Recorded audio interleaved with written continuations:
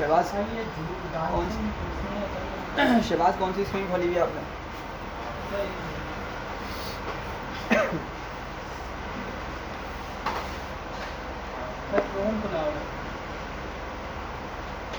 कौन तो यहाँ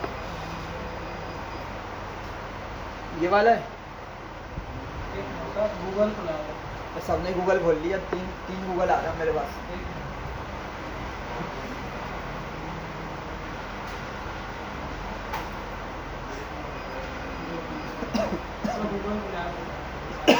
ठीक है।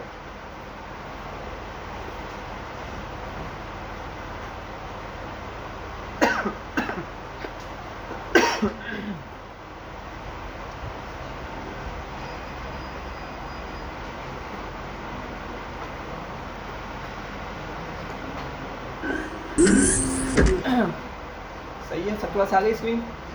शहबाज नहीं आई ना? सही है। अच्छा भाई, लास्ट क्लास में हमने क्या पढ़ा था? सर ऑब्जेक्ट हमने पढ़ा था ऐड, डिवाइड, मल्टीप्लाई ऑब्जेक्ट के अंदर। सही है, ठीक है। और उसके बाद मैंने आप लोगों को घर से एक असाइनमेंट दिया था छोटा सा, किसी ने किया वो? पर गया था मगर नहीं था, आधा घंटा मिला था। अच्छा, पुराने कॉल तो बाकी बताएं क्यों? आज छुट्टी है इंशाल्लाह। आज छुट्टी है? छुट्टी तो ख़त्म हो गई ना अब। अच्छा, क्यों? ऐसा तो आए नहीं थे नेक्स्ट क्लास में। सुफियान सर ऊपर कर लो। नहीं किया?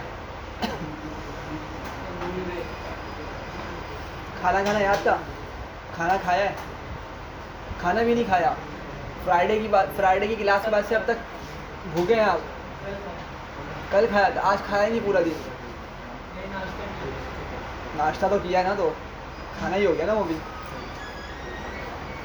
पढ़ लो भाई, पढ़ लो। प्रैक्टिस नहीं होगी तो मज़ा नहीं है, समझ नहीं आएगा।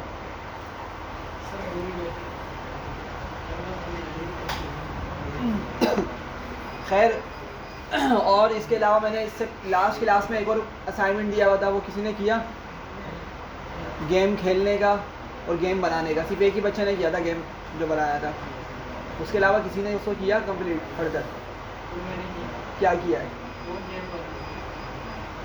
गेम तो वो आपने सही नहीं बनाया, जो आपने मुझे कोड भेजा था। दूसरा बनाया? कहाँ है कोड? कहाँ है? हाँ, तो उसी को तो बोलना, वो गलत है आपका। दूसरा साइड नहीं किया?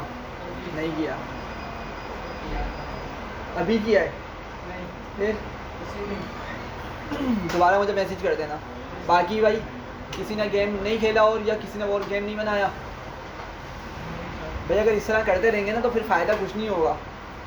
जो पढ़ के जा रहे हैं एटलीस्ट उसको रिवाइज़ करके छोटे मोटे टास्क मिल रहे उसको तो कंप्लीट करें, वरना सारी चीज़ें दिमाग से निकल चुकी होंगी अब तक पिछली। अगर टाइम पास करने आ रहे हैं फिर तो मसला नहीं है, आके बैठें चिल करें। लेकिन अगर कुछ करना है तो वाकई में फिर समझ कर जाएँ, प्रैक्टिस करें, उसको रिवाइज़ करें। कहीं फंस रहे हैं, प्रैक्टिस क्वेश्चंस करें, जब तो कामयाब होंगे। अब आप बोल रहे हैं मुझे बाइक चलानी सीखनी है, और आप बाइक चला किस तरह से रहे, जो मतलब सीख किस तरह से रहे, जो बंदा सिखा रहा है ना आपको, बस आप उसको उसकी सारी इंस्ट्रक्शन सुन रहे हो, ख़ुद ट्राई नहीं कर रहे, तो कभी ज़िंदगी में सीख सकेंगे भाई? ख़ुद ट्राई करना पड़ेगा ना। ख़ुद ट्राई नहीं करेंगे तो फिर सही है। तो अल्लाह का वास्ता है आप लोगों को प्रैक्टिस कर लें, समझ लें चीज़ों को, वरना ऐसी टाइम गुजर जाएगा। 4 महीने हमारे तकरीबन हो जाएंगे। आज 30 क्लास है ना, 2 क्लासेस और बाकी 4 महीने हो जाएंगे। और चीज़ें समझ आ रही होंगी, मुझे पता है, लेकिन अगर कुछ नहीं कर पा रहे कोई फ़ायदा नहीं है इतना टाइम लगाने का। सही है। चलें स्टार्ट करते हैं। तो आज जो है हम कुछ इतना ख़ास नहीं पढ़ेंगे, लेकिन जो पढ़ेंगे वो बहुत इंपॉर्टेंट है, ठीक है। आज मैंने आपको ऊप का एक पिलर कंप्लीट करवाना है। पता नहीं मैंने मेंशन किया था नहीं किया था कि ऑब्जेक्ट ओरिएंटेड के 4 पिलर्स होते हैं। इनकैप्सुलेशन है, इनहेरिटेंस है, पॉलीमॉर्फिज्म है, एब्स्ट्रैक्शन है, ठीक है। 4 पिलर्स हमने शायद मुझे याद पड़ा मैंने डिस्कस किए थे, सिर्फ नाम लिया था, लिखे भी थे ऊपर कहीं। लिखे थे मैंने, ठीक है।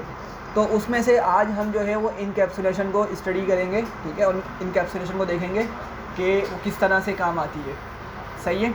लेकिन इनकैप्सुलेशन पढ़ने से पहले कुछ जनरल चीज़ें हैं जो हम डिस्कस करेंगे ताकि आपको एक अच्छा सा कॉन्सेप्ट बन जाए। और फिर मैं आपको एक चीज़ की याद दहानी करवाऊँगा, एक चीज़ बताऊँगा जो हमने लिस्ट पढ़ते हुए, डिक्शनरीज पढ़ते हुए उस टाइम पे डिस्कस की थी, ठीक है। तो आज आप लोगों को वो चीज़ प्रॉपर समझ आएगी कि वो क्यों उस तरह से बिहेव कर रहा था हमारी लिस्ट। दिखाऊंगा मैं किस तरीके से वो हमने क्या काम किया था। अच्छा तो स्टार्ट करते हैं।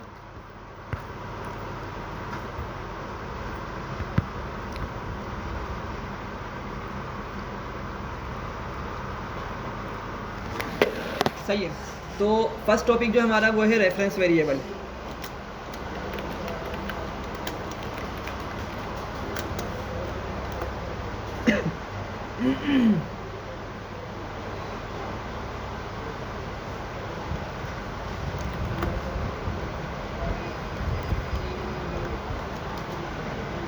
सही है भाई, रेफरेंस वेरिएबल।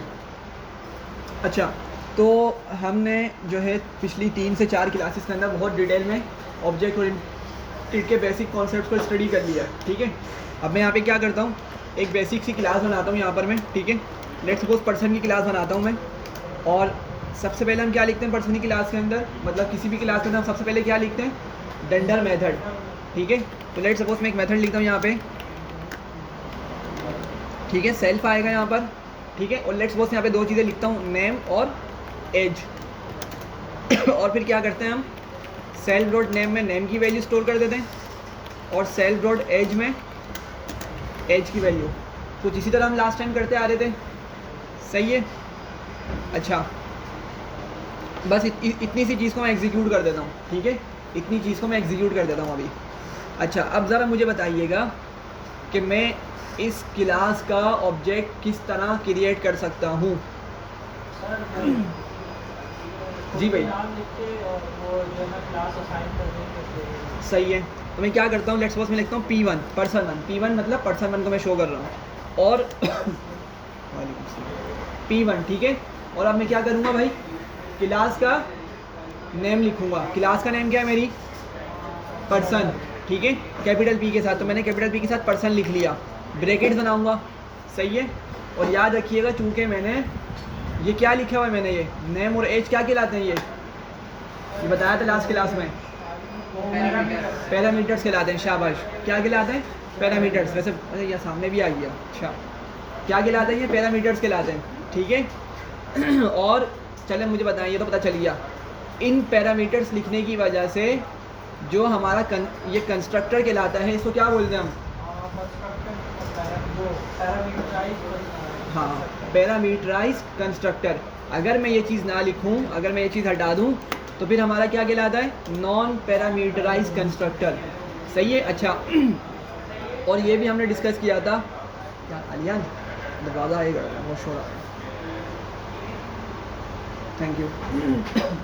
अच्छा और हमने ये चीज़ भी डिस्कस की थी कि अगर मैं पैरामीटर्स यहाँ पर लिख रहा हूँ अपने कंस्ट्रक्टर में, अगर मैं पैरामीटर्स लिख रहा हूँ, तो क्लास का नाम लिखते हुए या ऑब्जेक्ट बनाते हुए मुझे क्या करना पड़ता है, उन पैरामीटर्स की वैल्यूज़ को पास करना पड़ता है, उन पैरामीटर्स की वैल्यूज़ को देना पड़ता है। मैं ये कहना चाह रहा हूँ, मैं समझा देता हूँ कि देखें, मैंने अभी पैरामीटर्स को लिखा हुआ है ना, ठीक है। तो जब मैं ये क्लास का नाम कॉल करूँगा, ठीक है, ऑब्जेक्ट बनाने के लिए और ब्रैकेट बनाऊँगा, तो ज़रा देखें मुझसे ये 2 चीज़ें मालूम कर रहा है, नेम और एज, ठीक है। अगर मैंने ये चीज़ दोनों चीज़ें यहाँ नहीं लिखी होती, ठीक है, और लेट सपोज़ मैंने यहाँ पे कोई रैंडम नेम लिख दिया होता और यहाँ पे कोई रैंडम वैल्यू लिख दी होती, ठीक है, लेट सपोज़ यहाँ पे अली लिख लेते हैं, ठीक है। तो अब क्या होगा, अब जब मैं इस क्लास का ऑब्जेक्ट बनाऊँगा तो ब्रैकेट जब मैं यूज़ करूँगा, मुझे कुछ भी चीज़ देने की ज़रूरत नहीं है। मेरी बात समझ रहे हैं आप लोग। तो अगर मेरी क्लास में पैरामीटर्स मौजूद हैं, मतलब क्लास के कंस्ट्रक्टर में पैरामीटर्स मौजूद हैं, तो जब मैं क्लास का ऑब्जेक्ट बनाऊंगा तो मुझे क्या करना पड़ेगा, मुझे आर्ग्यूमेंट्स, क्या कहलाते हैं, आर्ग्यूमेंट्स पास करने पड़ेंगे। या इन अदर वर्ड्स पैरामीटर्स की वैल्यूज़ मुझे देनी पड़ेंगी या मुझे डेटा देना पड़ेगा। सही है। अच्छा वापसी उसी को कर देता हूँ मैं। सही है भाई। तो यहाँ पे मैं इसका जो है लेट सपोज नाम दे देता हूँ अली, ठीक है, और एज में लिख देता हूँ लेट सपोज 9, ठीक है। एक रैंडम मैंने वैल्यू बना ली।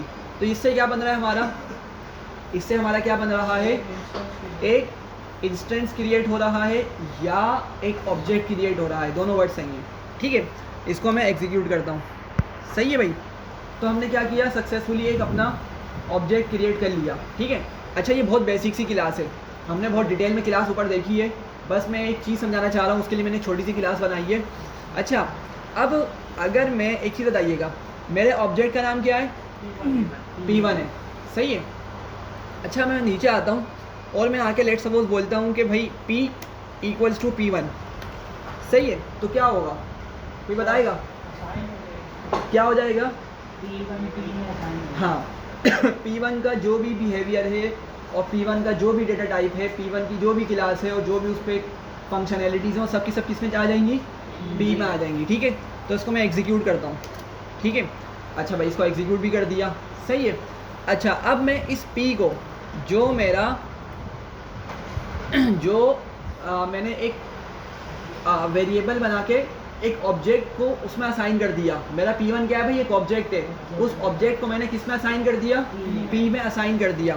तो अब मैं जब P में आता हूँ और P में आकर डॉट लिखता हूँ तो देखिए क्या बता रहा है, एज और नेम। क्या हमारे क्या हमारी क्लास में ये दोनों ही वेरिएबल्स मौजूद हैं, नेम और एज करके, ठीक है। चलें मैं आपको दिखाता हूँ जो हमारा ओरिजिनल वाला है ना, हमारा जो ओरिजिनल ऑब्जेक्ट है वो क्या है भाई, P1 है। P1 डॉट करता हूँ मैं तो अभी भी मुझे क्या मिल रहा है, एज और नेम मिल रहा है, सही है।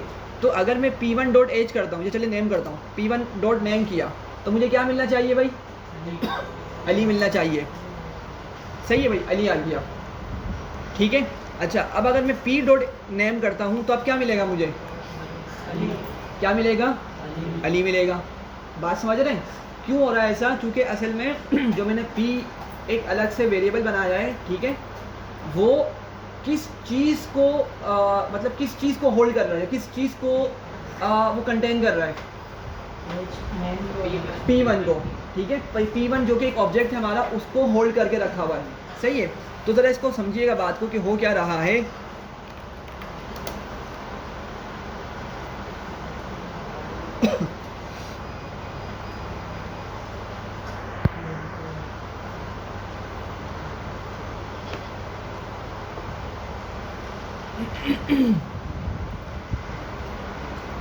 अच्छा भाई तो ज़रा यहाँ देखिएगा क्या हुआ, जब मैंने P1 बनाया, ठीक है, जब मैंने P1 करके ऑब्जेक्ट बनाया तो हुआ क्या कि हमारी मेमोरी में जाके किसी स्पेसिफिक पोजीशन पर या लोकेशन पर क्या हुआ, हमारा वो ऑब्जेक्ट का डेटा सेव हो गया। हमने उसको पिछली क्लास में या शायद पिछली क्लास में डिस्कस किया था, ठीक है। तो लेट सपोज P1 का जो डेटा हमारा किस में सेव हो गया, हमारा मेमोरी की किसी पर्टिकुलर लोकेशन में जाकर सेव हो गया, ठीक है। तो यहाँ पे कौन कौन मौजूद होगा, हमारा अली होगा, नेम बिल्कुल अली होगा, ठीक है।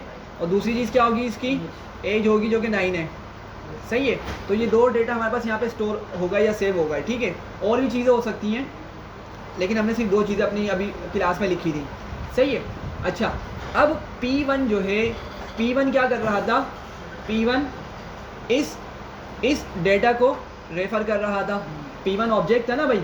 तो P1 के अंदर मैंने क्या क्या पास किया था, देखें ज़रा, P1 के अंदर मैंने अली और 9, ठीक है, मतलब ऐसी जगह, मतलब ऐसी मेमोरी की लोकेशन जहाँ पर मेरा ये वाला डेटा मौजूद है, ठीक है, उस पोजीशन को या उस जगह को, मेमोरी की उस जगह को मैं किससे कॉल कर रहा हूँ, P1 से, ठीक है, मैं P1 से कॉल कर रहा हूँ। लेकिन फिर मैंने क्या किया, मैंने P1 को एक और वेरिएबल में असाइन कर दिया जो कि मेरा क्या था, सिंपल P था, या कोई कुछ भी आप लिख सकते हैं P की जगह। तो अब ये चीज़ भी किसको पॉइंट आउट कर रही है, ज़रा समझिएगा इस बात को, ये चीज़ भी किसको पॉइंट आउट कर रही है, ये चीज़ भी मेरी इसी लोकेशन को पॉइंट आउट कर रही है या इसी चीज़ को इंडिकेट कर रही है, इसी लोकेशन को इंडिकेट कर रही है। ये बात समझ आ रही है मेरी, ठीक है। एक ओरिजिनल ऑब्जेक्ट था P1, वो भी मेरा किस लोकेशन को पॉइंट आउट कर रहा था, इस जगह को पॉइंट आउट कर रहा था। और P जो है मेरा वो भी इसी जगह को पॉइंट आउट कर रहा है। बात समझ आ रही है? अच्छा, अब अगर मैं काम ये करता हूँ, लास्ट क्लास हमने इसको डिस्कस किया था, लेट सपोज मैं लिखता हूँ पी डॉट नेम, ठीक है, पी डॉट नेम, और अभी नेम हमें क्या मिल रहा था भाई? अली मिल रहा था ना। पी डॉट नेम जब मैंने किया था मुझे क्या मिल रहा था? अली मिल रहा था। लेट सपोज मैं अली की जगह लिख देता हूँ हामिद या जैद, कुछ भी, ठीक है, और मैं इसको एग्जीक्यूट करता हूँ, सही है। तो अब होगा क्या? अब अगर मैं पी डॉट नेम करके प्रिंट करूँगा मुझे क्या नेम मिलेगा? हामिद मिलेगा, सही है, हामिद आ गया। लेकिन सवाल ये है, अभी मैंने किसकी मदद से चेंज किया नेम को? पी की मदद से किया है, पी की मदद से किया है। अब अगर मैं P1 से नेम को एक्सिस करना चाहता हूँ तो क्या मिलना चाहिए मुझे? हामिद या अली? हामिद, सही है, हामिद मिलेगा, सही है।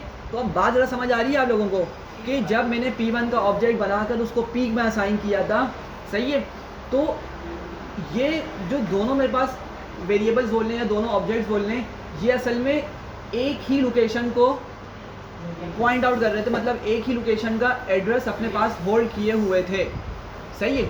तो भले अब मैं P1 से अपने डेटा को चेंज करूं या डेटा को एक्सेस करूं या P से मैं उस डेटा को एक्सेस करूं, क्या होगा?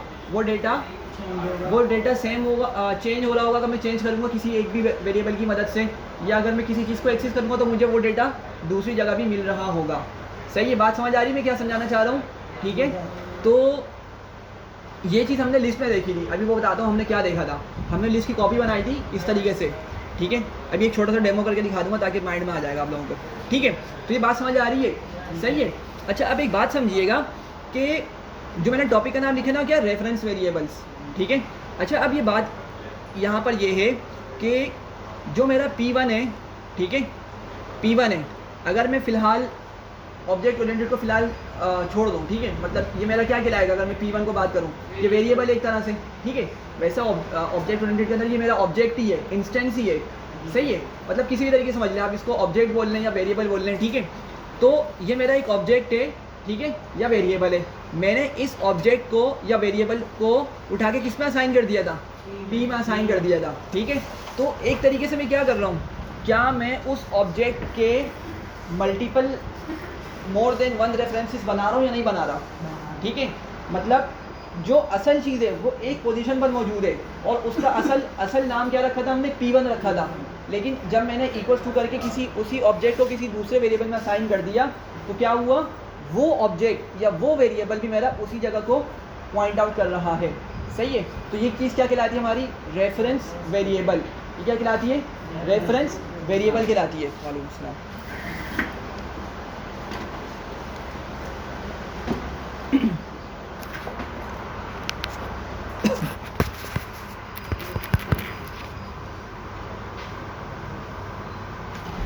सही है।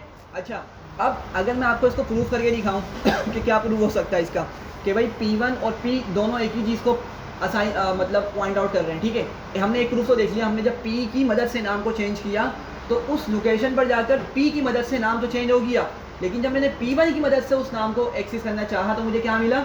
हामिद मिला, ना कि अली मिला। तो एक प्रूफ तो ये हो गया कि हाँ भाई हमारे ये असल में क्या बन रहे हैं, एक मरतबा ऑब्जेक्ट क्रिएट करने के बाद अब मैं उसको कितने ही वेरिएबल्स को असाइन कर दूं, वो सब के सब, भले आप 10 बना लें, इसके 20 रेफरेंसेस बना लें, वो सब के सब किसको असाइन कर पॉइंट आउट कर रहे होंगे, किसकी तरफ इशारा कर रहे होंगे? उस मेमोरी लोकेशन की तरफ जहाँ पे हमारा डेटा मौजूद है, सही है। अच्छा, और दूसरा इसका प्रूफ ये हो सकता है, हमारे पास एक फंक्शन होता है ID करके। अगर मैं ID के अंदर P1 लिखता हूँ और मैं ID के अंदर P लिखता हूँ, ठीक है, तो अगर तो ये दोनों एक ही लोकेशन के डेटा को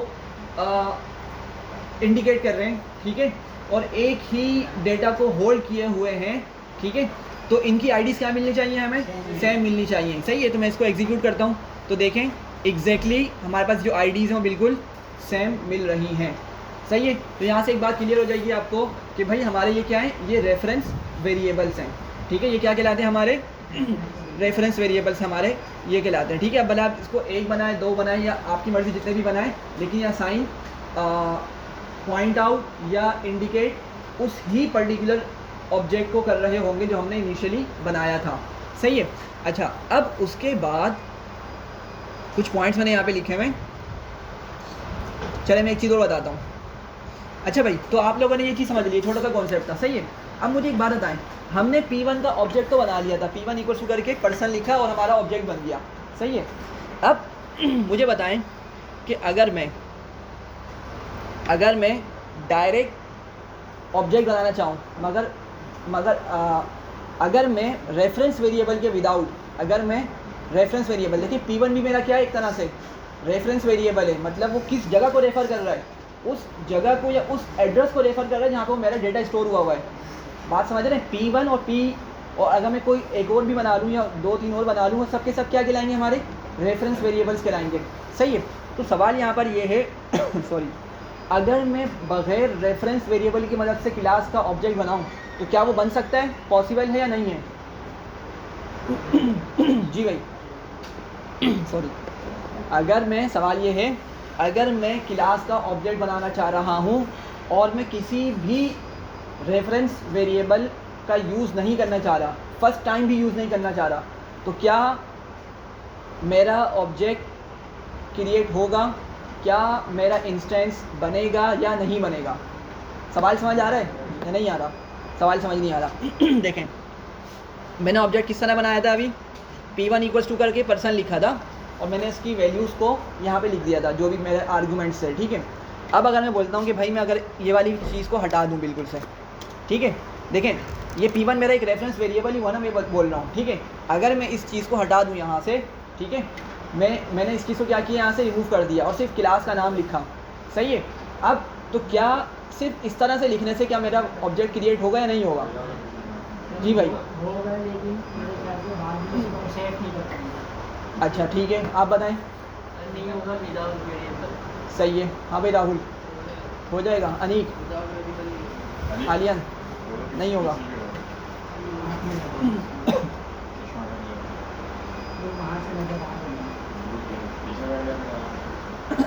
अच्छा भाई, सवाल दोबारा सुन लें। मैंने कहा कि अगर मैं इस P1 को यहाँ से हटा दूँ, जो कि इस तरह से लिखा हुआ था, ठीक है, तो इस तरह अगर मैं हटा दूँ और सिर्फ पर्सन को यहाँ पे कॉल कर लूँ और इसमें इसकी वैल्यूज़ को पास कर दूँ, तो क्या इससे मेरा ऑब्जेक्ट क्रिएट होगा या नहीं होगा? जी भाई, नहीं समझ आया अभी भी सवाल? अब तो सिंपल हो गया ना, अभी भी नहीं आया, दोबारा समझा, कोई मसला नहीं। P1 लिखा है ना, देखें ये मैंने इस तरह से ऑब्जेक्ट बनाया था, अभी आप लोगों के सामने इस तरह ऑब्जेक्ट बन गया था, हमने इसकी थोड़ी सी डिटेल देखी, बन गया ऑब्जेक्ट। मैं बोल रहा हूँ मुझे एक और ऑब्जेक्ट बनाना है। लेट्स सपोज मैं बोलता हूँ कि मैं इसी चीज़ को कॉपी करके नीचे आ जाता हूँ और मैं यहाँ पे ना P1 की जगह P2 लिख लेता हूँ, ठीक है, P2, और इसकी थोड़ी सी वैल्यूज चेंज कर लेता हूँ। मैं यहाँ लिख लेता हूँ जाहिद, और यहाँ पे 19 कर देता हूँ फॉर एग्जांपल, सही है। तो अभी ये ऑब्जेक्ट क्रिएट कर देगा, तो आप लोगों को मालूम है, सही, ऐसा ही है ना, ऑब्जेक्ट क्रिएट कर देगा ये, ठीक है। लेकिन मैं ये बोल रहा हूँ, अगर मैं यहाँ से इसको हटा दूँ, P2 इक्वल्स टू वाली पार्ट को हटा दूँ, तो क्या ऑब्जेक्ट क्रिएट होगा या नहीं होगा? हाँ, आवाज़ कहाँ से आ रही है? प्रिंट का ऑब्जेक्ट करके, प्रिंट का यूज़ करके ऑब्जेक्ट क्रिएट कर सकता हूँ, सही है। और ऐसा नहीं समझ आ रही? हाँ भाई सर, ऑब्जेक्ट को वेरिएबल को देता और जब वेरिएबल नहीं तो ऑब्जेक्ट कैसे क्रिएट? अच्छा भाई, अब जो हम कॉन्सेप्ट पढ़ने लगे हैं ना, ये कॉन्सेप्ट डिस्कस ही ऑब्जेक्ट ओरिएंटेड में किया जाता है, ठीक है। अभी हम डिस्कस करने लगे ना, ये कॉन्सेप्ट ऑब्जेक्ट ओरिएंटेड के अंदर ही डिस्कस किया जाता है। शुरू में इतनी एडवांस लेवल की चीज़ नहीं बताई जाती, ठीक है, कभी ऐसा ना हो कि बच्चे के दिमाग से ही गुजर जाए, ठीक है, ऊपर से यूँ आए और ऊपर से निकल जाए, सही है। तो अब सुनिएगा, देखें बात ये है, एक आंसर तो सही मिल गया था, ठीक है, बिल्कुल सही था। हम बग़ैर किसी वेरिएबल का नाम दिए ऑब्जेक्ट क्रिएट कर सकते हैं, सही है, बात समझिएगा। मैंने P2 यहाँ पे नाम नहीं दिया ना, P2 या कुछ भी करके मैंने नाम यहाँ पे नहीं लिखा वेरिएबल का, ठीक है, या ऑब्जेक्ट का नाम नहीं लिखा, सिर्फ मैंने पर्सन लिख दिया, तो बिल्कुल ये आपका क्या करेगा, ऑब्जेक्ट क्रिएट कर देगा मेमोरी के अंदर। समझ आ रही है यहाँ तक सबको? ऑब्जेक्ट क्रिएट करेगा, सही है। लेकिन अब बात को थोड़ा समझिएगा, जब ऑब्जेक्ट क्रिएट हुआ तो उस जगह का कुछ एड्रेस होगा ना, उस जगह का कुछ एड्रेस होगा जो हमारा वेरिएबल होल्ड कर रहा होता है। मेरी बात समझ रहे हैं? मैं ये बोल रहा हूँ कि जब अभी मैंने ऊपर P1 लिखा था ना, P1 लिखा है, P2 लिखा है, कुछ भी अगर मैंने लिखा वेरिएबल के अंदर अपने डेटा को स्टोर किया ऑब्जेक्ट क्रिएट करते हुए, तो वो जो वेरिएबल मैंने बनाया ना, ऑब्जेक्ट का नाम जो लिखा, वो असल में क्या है, वो असल ऑब्जेक्ट नहीं है, वो असल में हमारा वेरिएबल नहीं है, वो असल में हमारा ऑब्जेक्ट या वेरिएबल या इंस्टेंस नहीं है। असल में वो क्या है, वो उस डेटा का, उस जगह का एड्रेस अपने पास होल्ड किया हुआ है। मैंने क्या कहा था इनको, अभी टॉपिक का नाम ही हमारा क्या है, रेफरेंस वेरिएबल। असल में वो ऑब्जेक्ट तो क्रिएट हो चुका है मेमोरी में जाके, अगर मैंने इसको एग्जीक्यूट किया पर्सन करके, वो ऑब्जेक्ट तो हमारा क्या होगा, उसका क्रिएट हो चुका मेमोरी के अंदर, वो डेटा सेव हो चुका है। लेकिन उस जगह का रेफरेंस, उस जगह का एड्रेस स्टोर करने के लिए मैंने अपने वेरिएबल को उसमें असाइन कर दिया था। मतलब उस जगह का डेटा, उस जगह का रेफरेंस को सेव करने के लिए मैंने वेरिएबल का यूज़ किया था। सही है। तो एक्चुअली जो हम P1 लिख रहे हैं, P2 लिख रहे हैं, कुछ भी लिख रहे हैं, ये एक्चुअली हमारे रियल ऑब्जेक्ट्स नहीं है। ये असल में क्या है, ये रेफरेंस वेरिएबल्स कहलाते हैं। मतलब क्या कि असल में जो मैंने यहाँ पे पर्सन वाला पार्ट लिखा है ना, यहाँ से मेमोरी के अंदर आपका ऑब्जेक्ट क्रिएट हो जाएगा। ऑब्जेक्ट क्रिएट होने का मतलब हम यहाँ पे ले रहे हैं कि उसमें डेटा सेव हो जाएगा मेमोरी के अंदर जाके। लेकिन उस जगह का रेफरेंस के लिए, उस जगह की जो एड्रेस वगैरह है, ठीक है, उसको हम किस में स्टोर कर रहे होते हैं, अपने वेरिएबल में स्टोर कर रहे होते हैं। सही है। तो अगर मैं रेफरेंस को वेरिएबल में स्टोर ना करूं, रेफरेंस को वेरिएबल में सेव ना करूं, तो क्या मेरा ऑब्जेक्ट को क्रिएट होने से कोई फ़र्क पड़ेगा? मतलब क्या मेरा ऑब्जेक्ट क्या इस पर डिपेंडेंट है कि भाई तुम अगर, मतलब क्या ऐसा पॉसिबल तो नहीं है ना कि मैं ऑब्जेक्ट क्रिएट करना चाह रहा हूँ और पाइथन मुझे ये बोल रहा है कि भाई अगर तुम उस जगह का एड्रेस वेरिएबल में सेव करोगे तो ही मैं ऑब्जेक्ट क्रिएट करूँगा। क्या ऐसा पॉसिबल? बात, मतलब क्वेश्चन समझ आ रहा है मैं क्या बोल रहा हूँ? ठीक है। क्या मतलब पाइथन मुझसे इस तरह बोल सकता है कि नहीं भाई तुम उस जगह का एड्रेस वेरिएबल में सेव करोगे तो ही मैं ऑब्जेक्ट क्रिएट करूँगा? नहीं ना। पाइथन तो क्या करेगा, डेटा को ले जाकर सेव कर देगा। हाँ, अब वो मेरी गलती है कि मैंने क्या किया है, उस जगह का एड्रेस किसी वेरिएबल में सेव नहीं किया। सही, बात समझ आ रही है? तो इन कंक्लूजन बात यहाँ पर ये समझाना चाह रहा हूँ कि जिसको हम ऑब्जेक्ट आज तक बोलते आ रहे थे, या जिसको हम आज तक वेरिएबल बोलते आ रहे थे, वो असल में क्या कहलाते हैं, वो रेफरेंस वेरिएबल्स हमारे हैं, वो रेफरेंस कंटेनर्स हैं, जिसके अंदर, मतलब इसके अंदर डेटा मौजूद नहीं है। असल में ये जो जगह है ना P1 या P हमने जो नाम रखा है, P2 नाम रखा, वो उस जगह को पॉइंट आउट कर रहे हैं, उस एड्रेस को, उस लोकेशन को हमें बता रहे हैं कि भाई आपका ये जो ऑब्जेक्ट है ना, अली वाला या मेरा जाहिद वाला, ये उस जगह पर मौजूद है। सही है। मैं दिखा देता हूँ आप लोगों को। ठीक है। तो मैं क्या करता हूँ, मैं इसको एग्जीक्यूट करता हूँ, लेकिन एग्जीक्यूट करते हुए ना मैं क्या करता हूँ, इसको प्रिंट कर देता हूँ। ठीक है। सही है। तो देखें क्या मिला हमें, पर्सन करके ऑब्जेक्ट बता दिया इसने कि क्या हुआ, हमारा ऑब्जेक्ट क्रिएट हो गया, लेकिन कहाँ पर क्रिएट हुआ, इस लोकेशन पर। सही है, बात समझ आ रही है? और इसी लोकेशन को हम अपने वेरिएबल में सेव कर रहे होते हैं, जिसको आज तक हमने वेरिएबल कहा था, या जिसको हमने ऑब्जेक्ट ओरिएंटेड के अंदर ऑब्जेक्ट कहा था या इंस्टेंस कहा था। एक्चुअली वो ऑब्जेक्ट और इंस्टेंस नहीं है, वो तो सिर्फ क्या कर रहे हैं, हमारे उस एड्रेस को या उस रेफरेंस को अपने अंदर स्टोर कर रहे हैं। ठीक है, ये बात समझ आ रही है सबको? ठीक है। तो एक पॉइंट ये आपको समझाना था, अगर किसी को कोई कन्फ्यूजन है तो बता दें भाई इसमें। ठीक है। हाँ हाँ, वेरिएबल वेंडर्स को, हाँ, असल में ये ऑब्जेक्ट ओरिएंटेड पढ़ रहे हैं ना हम, तो ऑब्जेक्ट ओरिएंटेड के अंदर हमने ये देखा था कि जब हम ऑब्जेक्ट बना लेते हैं ना, ठीक है, जब हम ऑब्जेक्ट बना लेते हैं, सही है भाई, इधर देख लीजिएगा सारे ज़रा। P1 मैंने क्या बनाया था, ऑब्जेक्ट बनाया था। ठीक है, मतलब हम इसको बोलेंगे जिस तरीके से हमने ऑब्जेक्ट बनाया था, सही है, लेकिन एक्चुअली P1 में आपको कौन सा पता होना चाहिए, क्योंकि आप लोग ऑब्जेक्ट ओरिएंटेड अब पढ़ रहे हैं प्रॉपर्ली, तो आपको मालूम होना चाहिए कि भाई P1 असल में क्या है, ये ऑब्जेक्ट नहीं है, ये जस्ट उस ऑब्जेक्ट का अपने पास रेफरेंस रखा हुआ है। सही है, लेकिन फिर भी हम चूँकि नॉर्मल कम्युनिकेशन के लिए तो कुछ बोलेंगे ना, तो मैं इसको फिलहाल ऑब्जेक्ट ही बोलूँगा। ठीक है, लेकिन प्रॉपर कॉन्सेप्ट क्या है, ऑब्जेक्ट ये नहीं है, ये तो सिर्फ उस ऑब्जेक्ट को रेफ़र कर रहा है। सही है।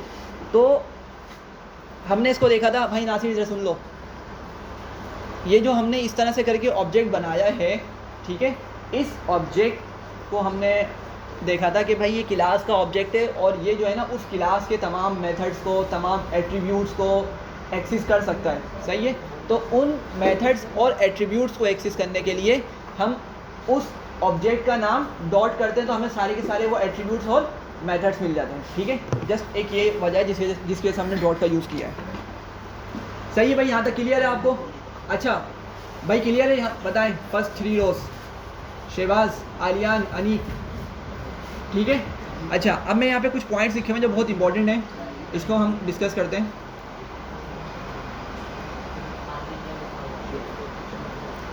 अच्छा भाई ये सबको दिख रहा है?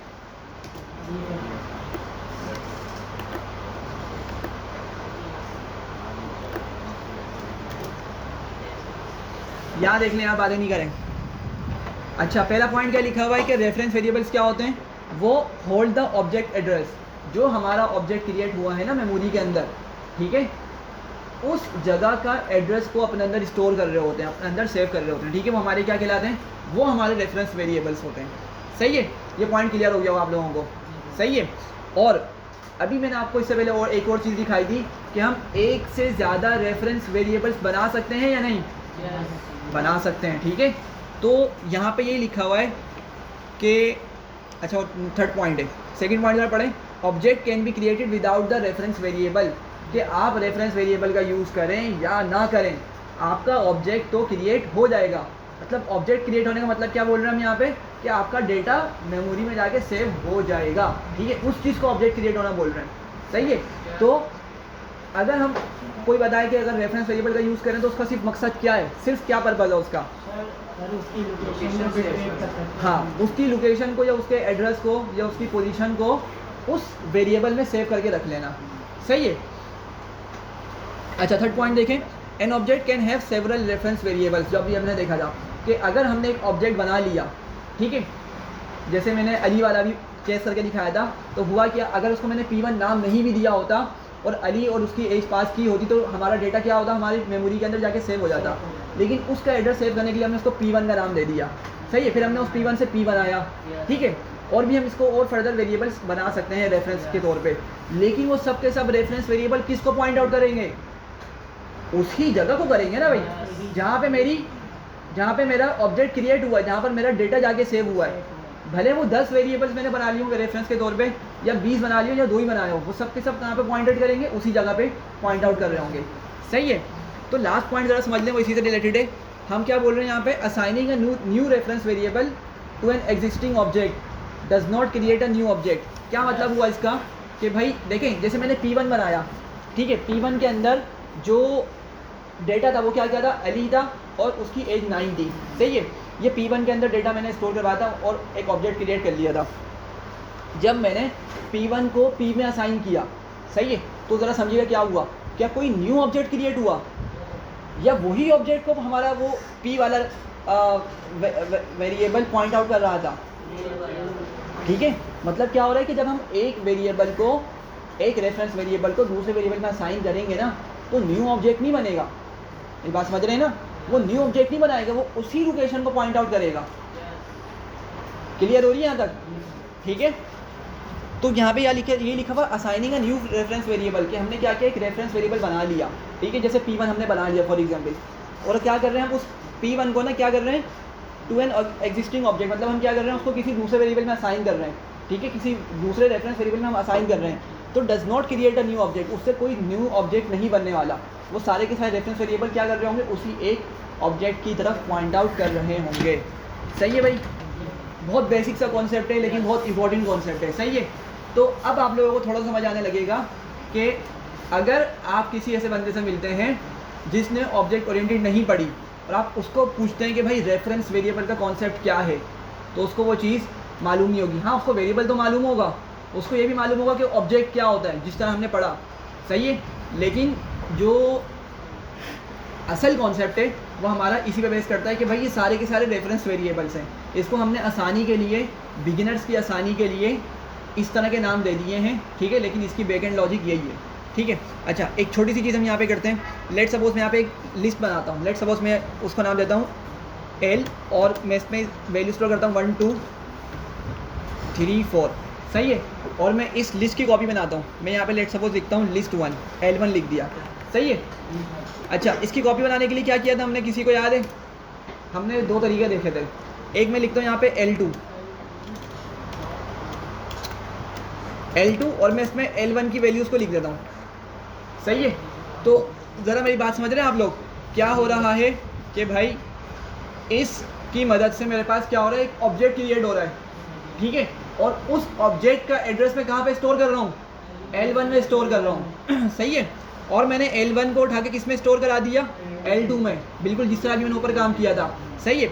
अब मैं इसको एग्जीक्यूट करता हूँ और एग्जीक्यूट करने के बाद मैं बोलता हूँ भाई मेरे L2 के अंदर अपेंड कर दो 9 को, सही है। मैं किस में अपेंड करवा रहा हूँ, L2 के अंदर। असल ऑब्जेक्ट क्या था हमारा, L1 था, लेकिन मैंने L1 की मदद से एक L2 बनाया, ठीक है, और मैंने उस L2 के अंदर असाइन किया, ठीक है। तो अब ये जाके वैल्यू क्या हो गई हमारी, सेव हो गई, लेकिन किस में, L2 के अंदर। तो जब हमने उस टाइम पे पढ़ा था, ठीक है, तो उस टाइम पे आप लोगों को लग रहा होगा कि ये L2 और L1 क्या है, ये दोनों अलग अलग वेरिएबल्स हैं, अलग अलग ऑब्जेक्ट्स हैं, ठीक है। क्या अब ये पढ़ने के बाद समझ आ रहा है कि ये दोनों सेम ही हैं, ठीक है। L1 और L2 जो हमारा ऑब्जेक्ट बना है ना किसी पोजीशन पे, किसी लोकेशन पे, दोनों उसको रेफर कर रहे हैं, सही है। तो अब मैंने L2 के अंदर चेंज किए, ठीक है। अब मैं आपको L1 की वैल्यू दिखाता हूँ। तो L1 की वैल्यू में हमें क्या मिलेगा भाई,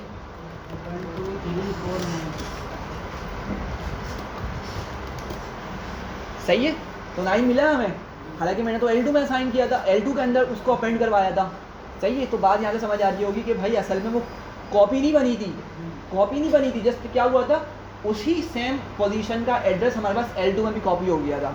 तो अब हम L2 को यूज़ करें, L1 को यूज़ करें, बात एक ही हो रही है, सही है। तो हमने इसी चीज़ को डिक्शनरी में भी देखा था और शायद टपल्स में, शायद एग्जैक्टली मुझे याद नहीं आ रहा, हमने उसको वहाँ पे भी देखा था, सही है भाई। ये चीज़ क्लियर है, रेफरेंस वेरिएबल, ठीक है। चलूँ आगे,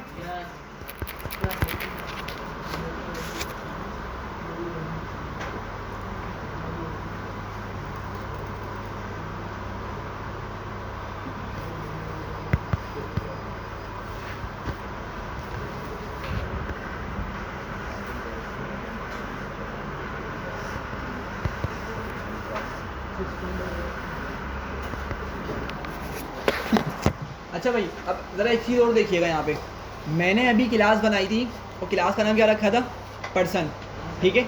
मैं इसी क्लास को नीचे कॉपी कर रहा हूँ और एक चीज़ और समझा रहा हूँ मैं, सही है। मैंने इस चीज़ को यहाँ पे कॉपी कर लिया और मैं क्या करता हूँ, मैं क्लास के बाहर एक क्या बनाऊँगा, मैं फंक्शन। क्लास के बाहर क्या कहलाता है, फंक्शन। क्लास के अंदर क्या कहलाता है, मेथड कहलाता है, ठीक है। तो क्लास के बाहर मैं क्या करता हूँ, एक फंक्शन बनाता हूँ, ठीक है। और मैं फंक्शन किस तरह बनाता था, मुझे कोई बताया भाई जल्दी से, डेफ और फंक्शन का नेम, लेट सपोज मैं लिखता हूँ यहाँ पे डिटेल, फंक्शन का नाम लिखता हूँ डिटेल, ठीक है। और मैं यहाँ पे क्या लिखता था भाई जी, पैरामीटर लिखता था, ठीक है। और पैरामीटर में क्या लिखूंगा मैं जी भाई, सेल्फ। तो भाई जब हम फंक्शन के क्लास के अंदर जब मेथड बनाते हैं फिर हम वहाँ पे सेल्फ लिखते हैं, सही है। लेकिन क्लास के बाहर जब हमने फंक्शंस पढ़े थे तो हमने सेल्फ का यूज़ नहीं किया था, सही है। हम यहाँ पे क्या करते थे, कोई पैरामीटर लिखा करते थे। तो लेट सपोज मैं यहाँ पैरामीटर लिख लेता हूँ इन्फो करके, सही है। या आप अगर कोई इसको और नाम देना चाह रहे हैं बिल्कुल वो यूज़ कर सकते हैं, सही है। लेकिन मैं बता दूँ मैं बोलना क्या चाह रहा हूँ।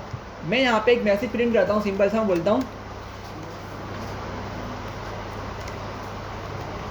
पर्सन नेम इज, ठीक है, प्लस ऑपरेटर का यूज़ कर दिए, info डॉट नेम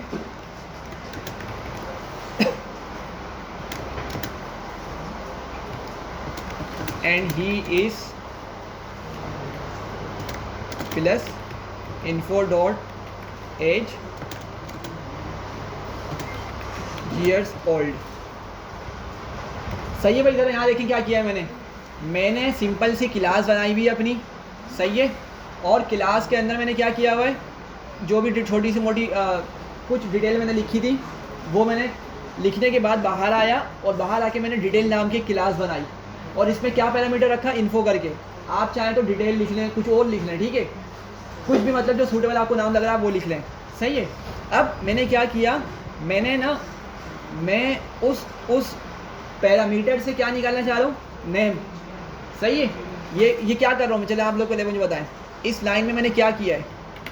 इसका एक वर्ड होता है प्रॉपर, मुझे वो बताएं क्या किया है भैया, सलान,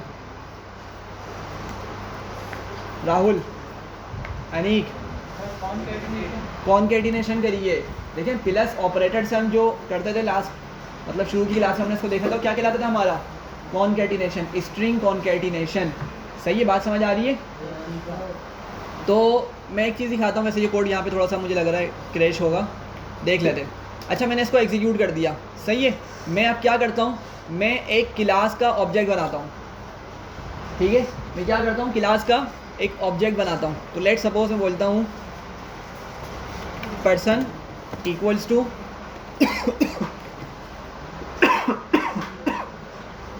सॉरी पर्सन। ठीक है, इसको मैं एक काम करता हूँ,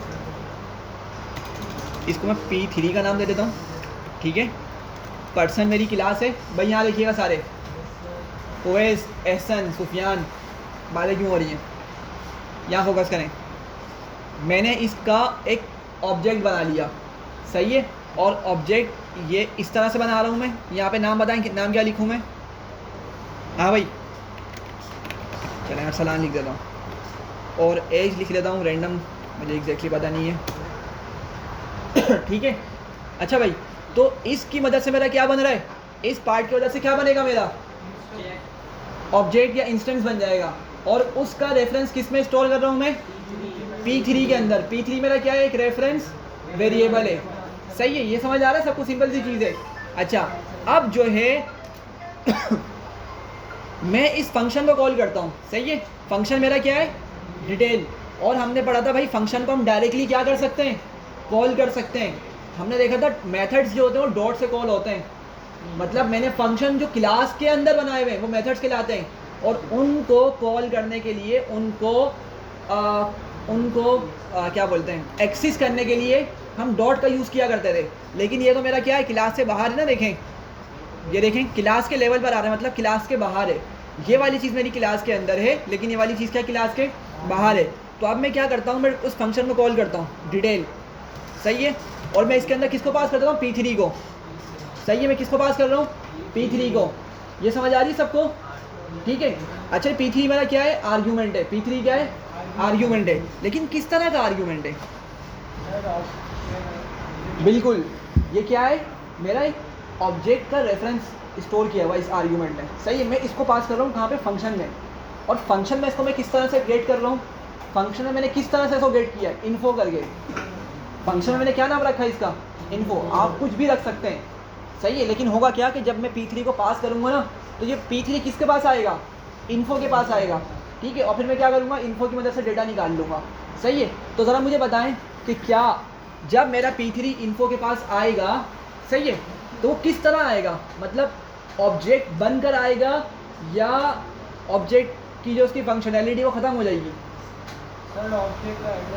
अच्छा, मैं असल में ये बोलना चाह रहा हूँ, सिंपल अल्फाज में बोलता हूँ कि भाई मैं इन्फो डॉट नेम जो करके निकाल रहा हूँ, आप लोगों ने देखा था, ये हम कब करते हैं, ये हम ऑब्जेक्ट के साथ कर रहे होते हैं ना। देखें यहाँ पे समझें, देखें P डॉट नेम किया था मैंने P1 डॉट नेम किया था। ठीक है, और P डॉट एच भी किया था मैंने, शायद नीचे कहीं। सही है, तो हम ये डॉट करके जो चीज़ें एक्सेस कर रहे होते हैं कब कर रहे होते हैं, अपने ऑब्जेक्ट में से डेटा को निकालने के लिए कर रहे होते हैं। सही है, तो अब मैंने क्या किया, मैंने P3 ऑब्जेक्ट को पास कर दिया कहाँ पर, उस डिटेल के फंक्शन के अंदर। ठीक है, और मैंने इसको किसके अंदर गेट किया, इन्फो के पैरामीटर में गेट किया, और मैं इन्फो डॉट नेम कर रहा हूँ। तो क्या ये मेरा काम करेगा या नहीं करेगा? जी भाई, सिंपल सी चीज़ है, बहुत सिंपल सी चीज़ है। मैं किस चीज़ को पास कर रहा हूँ, P3 को, जो कि क्या है, ठीक है, एक ऑब्जेक्ट है। ऑल दो के रेफरेंस वेरिएबल है, लेकिन हम चूँकि इतना बार बार इसको नहीं बोल सकते, हम ऑब्जेक्ट ही बोलेंगे। मैं ऑब्जेक्ट को पास कर रहा हूँ, और इन्फो में कौन मिल रहा है मुझे, वही ऑब्जेक्ट मिल रहा है। सही है, उसका बस नाम चेंज हो गया एक तरीके से, दोबारा इसको इस तरह समझ लें। तो जब मैं उस इन्फो की मदद से नेम और एज निकालूंगा तो मुझे मिलेंगी नहीं मिलेंगी, बिल्कुल मिलेंगी मुझे। सही है, तो मैं क्या करता हूँ, मैं इसको एग्जीक्यूट करता हूँ। मुझे डर है ऐसे क्रैश हो जाएगा ये। सही है भाई, ये क्रैश हुआ यहाँ पे, भाई यहाँ देखिएगा ये क्रैश हो गया। ठीक है, क्या वजह है इसकी, कोई मुझे एरर बताए जल्दी से। कौन? हाँ, तो एरर कहाँ पर है, कहाँ पे मिस्टेक है मेरी यहाँ पे? एग्जैक्टली, शाबाश, ज़बरदस्त, बहुत नाइस। तो ये जो चीज़ है ना मेरी, ये असल में क्या है, ये इंटीजर है, और बाकी चीज़ मेरी क्या है, स्ट्रिंग बन के आ रही है। तो ये वाली पार्ट जो है ना, ये हमारा क्या हो रहा है, क्रैश हो रहा है। तो देखें, इसने हमें बताया तो कि हमारा यहाँ पे क्या है, यहाँ पर एरर आ रहा है, और उसने हमें हिंट दे दी कि भाई इंटीजर और स्ट्रिंग को कॉन्कैटिनेट नहीं कर सकता। ठीक है, तो अगर आपको नॉलेज होगी तो आप समझ सकेंगे, हाँ भाई मेरा मसला जो है ना वो यहाँ पर आ रहा है। सही है। तो हम क्या करेंगे इसको भाई, टाइप कास्ट कर देंगे। क्या करेंगे इसको, टाइप कास्ट, मतलब स्ट्रिंग में कन्वर्ट कर दूंगा मैं इसको। सही है, अब ये चल जाएगा हमारा। तो इसको मैं दोबारा से एग्जीक्यूट करता हूँ, इसको भी एग्जीक्यूट करूँगा और इसको भी एग्जीक्यूट करूँगा। तो देखें भाई क्या मुझे मिल रहा है, person name is Arsalan and he 17 years old. बात समझ आ रही है। तो हमने क्या किया, हमने एक रेफरेंस वेरिएबल को या हमने एक ऑब्जेक्ट को फंक्शन में पास किया और फंक्शन के अंदर उसका डेटा निकाल लिया। सही है, बात समझ आ रही है। ठीक है, बहुत सिंपल सी चीज़ है, लेकिन ये चीज़ बताने की है। ठीक है, ताकि आपको समझ आ सके भाई अगर हम कोई ऑब्जेक्ट बनाते हैं ना, और ऑब्जेक्ट बनाने के बाद अगर हम उस ऑब्जेक्ट को किसी फंक्शन में पास कर दें, फंक्शन के अंदर उसको प्रोवाइड कर दें, तो क्या होगा, हम फंक्शन के अंदर से भी उस चीज़ का डेटा निकाल सकते हैं। सही है, क्लियर हो रहा है यहाँ पे। अच्छा, अब यहाँ पे एक और इंटरेस्टिंग सी चीज़ आती है। अब ज़रा मुझे बताइएगा, मैं इसी फंक्शन में खड़ा हुआ हूँ। सही है भाई, मैं इसी फंक्शन में खड़ा हुआ हूँ। मैं इस लाइन को प्रिंट करने के बाद ना बोलता हूँ भाई क्या करो, info dot name equals to, सही है भाई, मैंने ये कर दिया। सही है, ये समझ आ रही है सबको। मैंने क्या किया, info डॉट नेम करके जो नेम था उसको चेंज कर दिया। ये पहुँच रहे सब यहाँ तक, सबको समझ आ रही है मैं क्या कर रहा हूँ। मैंने ऑब्जेक्ट को पहले पास किया इन्फो में, उसका डेटा वहाँ प्रिंट करके निकाल दिया, प्रिंट करवा दिया, और अब मैं उसका नेम चेंज कर रहा हूँ। सही है, अब मैं नेम को क्या कर रहा हूँ, अरसलान से मोहम्मद अरसलान कर रहा हूँ। ठीक है, इसको एग्जीक्यूट करता हूँ मैं। ठीक है, तो मेरे पास ये लाइन प्रिंट हो गई। अच्छा भाई, अब क्या हुआ है, अगर मैं आकर p3.name एक्सेस करूँगा तो मुझे क्या नाम मिलेगा, अरसलान या मोहम्मद अरसलान। जब मैंने info.name की मदद से, पहले तो ये समझें, info.name की वजह से जब मैंने नाम को चेंज किया तो क्या नाम चेंज हुआ या नहीं हुआ। जी भाई, info.name की वजह से मैंने जो नाम को चेंज किया तो क्या वो फंक्शन के अंदर अरसलान का नाम चेंज कर सकेगा या नहीं कर सकेगा। कर सकेगा। क्यों कर सकेगा, नहीं मसला नहीं है, कोई लॉजिक होगी ना आपको बोलने की। अच्छा भाई, कोई कौन कौन है, P3 को जो हमने इन्फो में P3 जो हमने किया तो वो इन्फो में चला गया था। हाँ और इन्फो में जो हमने नाम चेंज किया तो वो P3 में भी चेंज हो गया। ठीक है, और इसके अलावा कोई बंदा है जो बोले नहीं होगा, नहीं नाम चेंज होगा। देखिए लॉजिक समझिएगा, कोई मसला नहीं है, अगर नहीं समझ आई ना दोबारा से बात समझें। देखिए मैंने P3 मेरा क्या है, ऑब्जेक्ट है, या क्योंकि हम इसका कॉन्सेप्ट पढ़ चुके तो रेफरेंस वेरिएबल, मैं इनको ऑल्टरनेटिवली चेंज, मतलब बार बार कभी रेफरेंस वेरिएबल कभी मैं ऑब्जेक्ट बोल रहा हूँ, तो आप लोग कंफ्यूज नहीं होइएगा। अब आपको समझ आना चाहिए कॉन्सेप्ट असल में क्या है। अच्छा, अब यहाँ पे देखिएगा, मैंने P3 को किसने पास किया भाई, डिटेल नामी फंक्शन में पास कर दिया। सही है, लेकिन जब फंक्शन के अंदर मैं इसको गेट कर रहा हूँ, ठीक है, इस ऑब्जेक्ट को गेट कर रहा हूँ, तो मैं किस वेरिएबल में गेट कर रहा हूँ, किस पैरामीटर में गेट कर रहा हूँ, इन्फो के वेरिएबल में गेट कर रहा हूँ। तो मेरा इन्फो जो है क्या वो ऑब्जेक्ट की तरह बिहेव करेगा या नहीं करेगा, करेगा। देखें जब ही उसकी वजह से मैंने info.name करके उसका नाम निकाल सका, ठीक है, info.name करके जब ही मैं उसका नाम निकाल सका, इसी तरह info.age करके उसकी एज निकाल सका मैं। तो मतलब कहने का ये कि इन्फो मेरा ऑब्जेक्ट की तरह बिहेव कर रहा है, P3 की तरह बिहेव कर रहा है। सही है, तो अगर मैं उसके अंदर से नाम निकाल सकता हूँ इन्फो के अंदर से, तो क्या मैं इन्फो का यूज़ करते हुए जहाँ जिस पोजीशन में मेरा इन्फो पॉइंट आउट कर रहा है उस जगह का डेटा चेंज नहीं कर सकता क्या, कर सकता हूँ। जब मैं डेटा निकाल सकता हूँ तो डेटा को मैं चेंज भी कर सकता हूँ। ठीक है, बिल्कुल इसी तरह P3 से जिस तरह मैं डेटा निकाल सकता हूँ और P3 से डेटा चेंज कर सकता हूँ, नहीं कर सकता, कर सकता हूँ। तो इसी तरीके से इन्फो का भी, इन्फो की मदद से भी क्या कर सकता हूँ, नाम को चेंज कर सकता हूँ। सही है, बात समझ आ रही है। ठीक है, हाँ बिल्कुल होगा, चूँकि बात को समझे। देखिए P3 जिस पोजीशन को पॉइंट आउट कर रही है ना, हमारे फंक्शन के अंदर जाके वही जगह इन्फो पॉइंट आउट कर रही है। इन्फो भी उसी पोजीशन को हमें रेफर कर रहा है कि भाई मैं इस जगह का डेटा स्टोर किया हुआ हूँ। तो अब मैं इन्फो से नाम को अगर चेंज करूँ तो P3 के अंदर भी वो नाम हमें चेंज होता हुआ मिलना चाहिए। सही है, तो मैं P3 नेम का यहाँ पे प्रिंट करता हूँ। सही है भाई, तो मिल गया मैं नाम चेंज हुआ हुआ। सही है, तो ये छोटा सा एक कॉन्सेप्ट है जो आपको बताना था कि भाई हम क्या कर सकते हैं, ऑब्जेक्ट को फंक्शन में पास कर सकते हैं, और जब फंक्शन में हम उसको गेट करेंगे ना तो वो ऑब्जेक्ट ही रहेगा, भले हम उसको कुछ भी नाम दे दिया हो, वो ऑब्जेक्ट ही मिलेगा हमें। सही है, तो हमने उसको ऑपरेशन परफॉर्म कर लिए। ठीक है, हमने उसको ऑपरेशन परफॉर्म कर लिए। अच्छा प्रूफ करने के लिए एक और चीज़ देखिएगा भाई, मैं यहाँ पे एक और काम कर रहा हूँ। मैं यहाँ पर ना मैं यहाँ पर एक और ऑब्जेक्ट बना के रिटर्न करता हूँ। लेट सपोज मैं, चल अच्छा इसको रहने देते हैं, मैं बोलता हूँ रिटर्न और पर्सन। अब लेट सपोज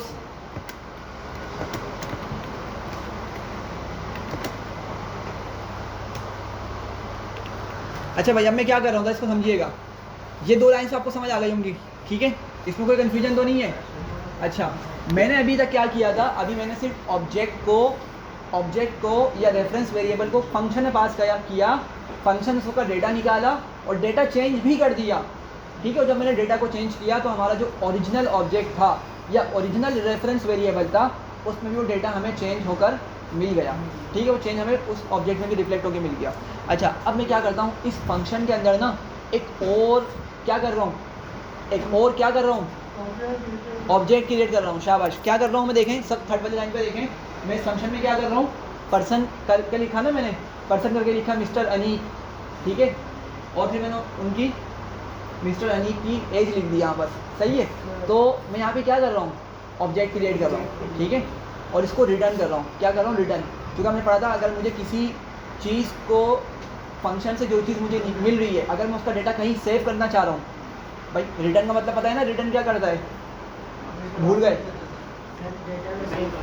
हाँ, जो फंक्शन के अंदर काम हो गया मुझे आउटपुट मिल रहा है ना, अगर मुझे उस आउटपुट को किसी वेरिएबल में सेव करना है तो उसके लिए हम क्या यूज़ करते हैं, रिटर्न यूज़ करते हैं। अगर प्रिंट यूज़ किया तो हम डेटा को सेव नहीं कर सकेंगे, ठीक है। वो नन दे देगा, बस हमें डेटा को क्या कर देगा, नन करके शो कर देगा। तो मैं चाह रहा हूँ कि भाई ये जो ऑब्जेक्ट क्रिएट हो रहा है ना, इसका कोई ना कोई रेफरेंस बन रहा होगा, लाजमी सी बात है। और मैं उस रेफरेंस को अपने किसी वेरिएबल में सेव करवाना चाह रहा हूँ, सही है। तो इसी वजह से मैंने उसको रिटर्न किया है, ठीक है। अब मैं क्या करता हूँ, मैं यहाँ पर जब इस फंक्शन को कॉल करूँगा ना, अब ज़रा समझिएगा भाई अब जब मैं इस फंक्शन को कॉल करूँगा तो मैं इसको किसी वेरिएबल में सेव कर लेता हूँ, ठीक है। इसको मैं क्या करता हूँ, किसी वेरिएबल में सेव कर लेता हूँ। लेट सपोज मैं लिखता हूँ कि भाई P4 पर्सन 4, ठीक है, इक्वल्स टू कर देता हूँ, सही है। ये समझ आ रही है सबको और मैं इसको एग्जीक्यूट करता हूँ। अब एग्जीक्यूट जब मैं करूँगा तो क्या होगा, मुझे ये मैसेज तो मिलेगा। मैसेज मिलने की वजह, क्योंकि हमने क्या किया भाई, हमने प्रिंट की स्टेटमेंट लिखी हुई है। देखिए प्रिंट फंक्शन लिखा हुआ है ना भाई, तो मैसेज तो मिलेगा हमें, ये लाजमी सी बात है। और उसका नाम भी चेंज हो चुका होगा अरसलान का, ठीक है। लेकिन अब मुझे ये वाला ऑब्जेक्ट भी मिलना चाहिए, देख लेते हैं इसको मिलता है नहीं मिलता। अगर मैं आईडी प्रिंट करता हूँ P4 की, ठीक है, तो मुझे P4 की आईडी मिल रही है। और लेट सपोज अगर मैं यहाँ पे लिखता हूँ कि P4.name, अच्छा भाई एरर दे रहा है। अब ये एरर क्यों दे रहा है जी भाई, एरर क्यों दे रहा है ये? हाँ, असल मसला ये आ रहा है कि ये जो प्रिंट स्टेटमेंट है ये मसला कर रही है हमारी, ठीक है। प्रिंट स्टेटमेंट क्या कर रही है, मसला कर रही है। तो मैं एक काम करता हूँ, इसको मैं कमेंट कर देता हूँ, ठीक है। इसको मैं कमेंट करता हूँ और सिर्फ क्या करता हूँ, फंक्शन के अंदर सॉरी एक ऑब्जेक्ट बना के उसको रिटर्न करवाता हूँ, सही है। इसको दोबारा से एग्जीक्यूट करता हूँ मैं, और मैं कहाँ गया मेरा,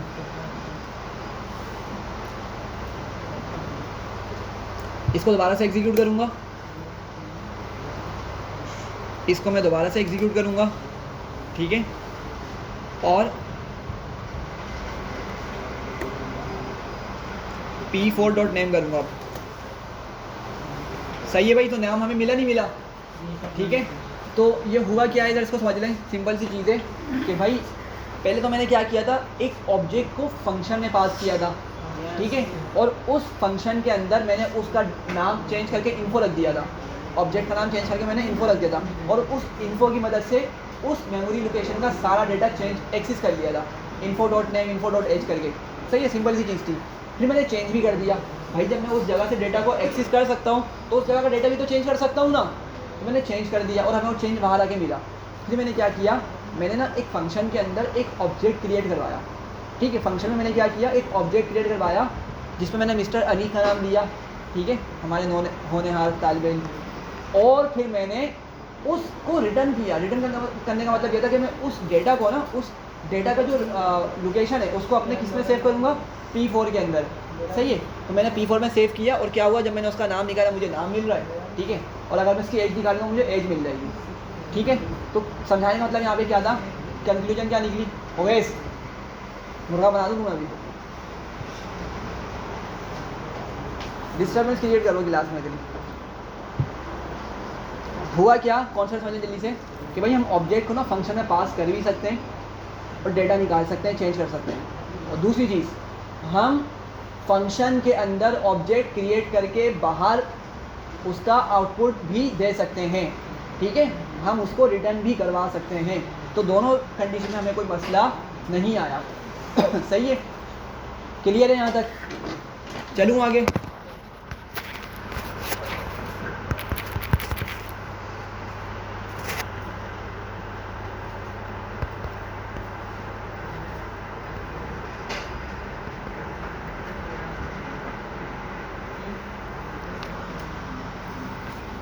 अच्छा भाई, अब ज़रा एक चीज़ बताइएगा यहाँ पर, इतना तो समझ आ गया होगा, उम्मीद है आप लोगों को। सही है, अब यहाँ पे क्वेश्चन आप पे पूछता हूँ मैं, इतना कुछ पढ़ने के बाद आप लोग मुझे बताएं कि ऑब्जेक्ट्स जो हैं हमारे म्यूटेबल होते हैं या इम्यूटेबल होते हैं? पहले वो लोग हाथ खड़े करें जो बोलते हैं म्यूटेबल है। ऑब्जेक्ट्स अगर म्यूटेबल हैं, कौन बोल रहा है अगर ऑब्जेक्ट हमारे म्यूटेबल है तो पहले वो हाथ खड़ा करें। कोई मसला नहीं है यार, पढ़ने आ रहे हैं ना। म्यूटेबल यानी चेंज नहीं हो सकता। हाँ, और कौन बोलता है कि ऑब्जेक्ट्स इम्यूटेबल है? पहले म्यूटेबल वाला हाथ खड़ा करें।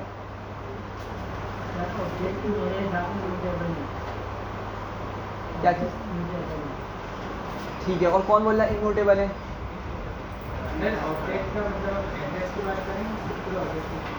देखें, अभी हमने इसको इतनी डिटेल में डिस्कस किया है। ऑब्जेक्ट्स हम बोल रहे होते हैं, लेकिन उसका जो असल कॉन्सेप्ट है ना कंप्यूटर साइंस के लिहाज से, वो रेफरेंस वेरिएबल्स होते हैं हमारे। ऑब्जेक्ट्स तो हमारी मेमोरी के अंदर जो डेटा क्रिएट होता है ना, उसको हम बोलते हैं ऑब्जेक्ट क्रिएट हो गया। लेकिन उस जगह का अगर हम एड्रेस किसी वेरिएबल में सेव कर लेते हैं तो उसको हम क्या बोल रहे होते हैं? ऑब्जेक्ट बोल रहे होते हैं यूजुअली। सही है, तो हम उसी चीज़ को ऑब्जेक्ट बोल रहे हैं कि जो हमारा सारा डेटा क्या कर सकता है? एक्सेस कर सकता है और उसको चेंज भी कर सकता है। सही है। अच्छा भाई देखें, सिंपल सी बात है, क्योंकि मसले वाली बात नहीं है। देखें, अभी आप लोगों ने देखा, मैंने पहले अली का नाम रखा था या मैंने अरसलान का नाम रखा, अरसलान के नाम को मैंने चेंज कर सका या नहीं कर सका? तो पहले जो लोकेशन में, किसी पर्टिकुलर लोकेशन में जाके जो डेटा सेव हुआ था, क्या मैं ऑब्जेक्ट, देखें मैं ऑब्जेक्ट की मदद से चेंज कर पा रहा हूँ ना? p3.name इक्वल टू करके मैंने, या info.name इक्वल टू करके मोहम्मद अरसलान का नाम कर दिया था। तो मैं उस जगह पर जो डेटा मौजूद है मेरी लोकेशन में, क्या मैं उस जगह के डेटा को चेंज कर पा रहा हूँ या नहीं कर पा रहा हूँ? ठीक है, मैं उसको कर सकता हूँ। सही है, तो इसीलिए ऑब्जेक्ट्स क्या है हमारे? By default. बाय डिफ़ॉल्ट क्या होते हैं? म्यूटेबल होते हैं। बाय डिफ़ॉल्ट का मतलब क्या कि हाँ, जब भी हम क्लास बनाएंगे ना, तो हमारे ऑब्जेक्ट्स हम मतलब वो म्यूटेबल होते हैं। जब भी क्लास बनाएंगे और उसका ऑब्जेक्ट बनाएंगे ना, तो वो हमेशा क्या होते हैं? म्यूटेबल होते हैं। ऐसे ही है। अच्छा, अब जरा एक बात समझिएगा, यहाँ पे बहुत इंपॉर्टेंट सी बात है। देखें, लिस्ट हम बनाने के बाद क्या हम उसको चेंज कर सकते हैं? लिस्ट को उसमें कुछ एडिशन कर दिया, कुछ चेंज कर दिया, इंडेक्सिंग वाला करके हमने कुछ रिमूव कर दिया, ये सारे ऑपरेशन पॉसिबल थे ना? ठीक है, तो मतलब क्या है? वो म्यूटेबल वाला पार्ट है उसका, जो बाय डिफ़ॉल्ट बिहेवियर है उसका। ठीक है, लेकिन हम ऑब्जेक्ट्स को इम्यूटेबल भी बना सकते हैं। हम ऑब्जेक्ट्स को इम्यूटेबल भी बना सकते हैं। ठीक है, अब बनाने के लिए कुछ और हमें फर्दर काम करना पड़ेगा। ठीक है, लेकिन बात को ज़रा समझिएगा कि जब हम क्लास बनाते हैं ना, अपना नॉर्मल कोड लिख रहे होते हैं, तो उसकी वजह से जो हमारे ऑब्जेक्ट्स बनते हैं वो बाय डिफ़ॉल्ट म्यूटेबल होते हैं। सही है, एक और एग्जाम्पल समझिएगा। देखें, स्ट्रिंग म्यूटेबल होते हैं या इम्यूटेबल होते हैं? हाँ भाई अवेश बताओ, आंसर करो। सर अगर किसी वेरिएबल में सेव कर दें हाँ, तो स्ट्रिंग म्यूटेबल है। म्यूटेबल है। सर अपडेट कर सकते हैं ना वेरिएबल उस वेरिएबल। आओ अपडेट करके दिखाओ मुझे, आओ भाई। स्ट्रिंग्स इम्यूटेबल होते हैं, स्ट्रिंग्स इम्यूटेबल होते हैं। इसको बहुत बार बार डिस्कस किया था, लेकिन चलें दोबारा एक मरतबा इसको एग्जीक्यूट कर लेते हैं। देखें, मैं नेम का एक वेरिएबल बनाता हूँ और नेम में मैं लिख लेता हूँ उवैस। सही है भाई, मैंने एक वेरिएबल नाम उसमें मैंने मिस्टर उवैस सेव कर दिया। अब मुझे पता चला कि भाई उवैस की तो स्पेलिंग ही गलत है। अब मुझे उवैस का यू क्या करना है? चेंज करके उसको ओ बनाना है। ठीक है, तो मैंने क्या किया? नेम लिखा। ठीक है, अच्छा उवैस का यू कौन से इंडेक्स पर मौजूद है? 0 पे। शाबाश। तो मैं किस तरह इसको निकालूंगा? ये ब्रैकेट्स बनाऊंगा, पहले 0 लिखूंगा, प्रिंट करके देखते हैं पहले। अच्छा भाई, मिल गया मुझे u, सही है। अब अगर मैं इसको बोलता हूँ कि भाई इस पोजीशन पर तुम क्या करो, ओ लिख दो, सही है। क्या बोल रहा है? String object does not support item assignment, मतलब कि हम ये वाला ऑपरेशन परफॉर्म नहीं कर सकते, ठीक है। तो क्या मतलब हुआ इसका कि स्ट्रिंग्स क्या होते हैं? इम्यूटेबल होते हैं। अगर आपने एक मतलब स्ट्रिंग बना दी तो फिर आप उसको चेंज नहीं कर सकते। जी सर, हम पूरी वैल्यू को तो वो कर सकते हैं बगैर इसको और लगा पूरी वैल्यू को, हाँ वो ओवरराइड है, वो फिर म्यूटेबल नहीं लाएगा आपका। म्यूटेबल मतलब होता है आपका कहीं पे कोई चेंज आपको पता चल गया तो आप उस जगह जाके उसको चेंज कर दें, पूरी चीज़ चेंज नहीं, पूरी चीज़ नहीं। अच्छा देखिए, ओवरराइड का मतलब समझिएगा। ओवरराइड का मतलब ये कि भाई पुराना डेटा जो पड़ा है ना उसको निकालो, मेमोरी से निकालो, गार्बेज को निकालो, ट्रैश में डालो, और मेरा न्यू जो मैंने वेरिएबल बनाया ना उसका डेटा ले जाकर वहाँ पे सेव कर दो, सही है। तो इसको हम क्या बोलते हैं कि हमने ओवरराइड कर दिया या डेटा को अपडेट कर दिया, सही है। हाँ भी शहबाज क्या बोल रहे हो?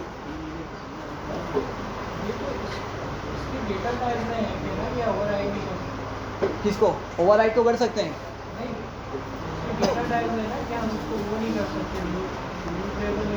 मैं ये बता रहा हूँ ना, देखो स्ट्रिंग की भी क्लास बनी होगी ना भाई, स्ट्रिंग की भी कोई क्लास बनी होगी ना, क्लास बनेगी तो उसकी डेटा टाइप बनती है ना, हमने इसको देखा था, तो मतलब उसकी क्लास मौजूद है।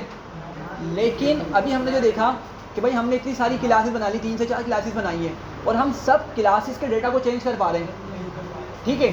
तो मतलब हमारा जो डिफ़ॉल्ट बिहेवियर है क्या है, वो हमारे डेटा को चेंज होने देता है, वो मतलब म्यूटेबल होगा। तो स्ट्रिंग बाय डिफ़ॉल्ट म्यूटेबल हुआ होगा, म्यूटेबल क्लास बनी होगी, लेकिन प्रोग्रामर्स ने उसके अंदर फर्दर कुछ लॉजिक लिखे उसको इम्यूटेबल बनाया, सही है।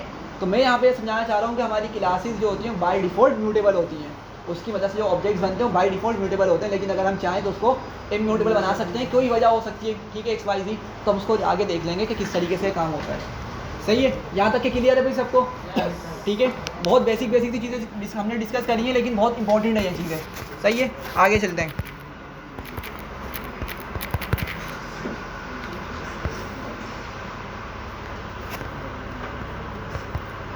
अच्छा भाई, लास्ट चीज़ यहाँ पे देखें सारे, फिर हम इनकैप्सुलेशन स्टार्ट करेंगे। हमने रेफरेंस वेरिएबल देख लिया, ठीक है, हमने पैरामीटर्स देख लिए, ठीक है भाई। पैरामीटर्स हमारे क्या थे? जब मैं क्लास के अंदर मेथड बना रहा हूँ ठीक है, और ब्रैकेट्स के अंदर जो मैं चीज़ लिखूँगा क्या कहलाती है मेरी? पैरामीटर्स कहलाते हैं, ठीक है। क्या कहलाते हैं?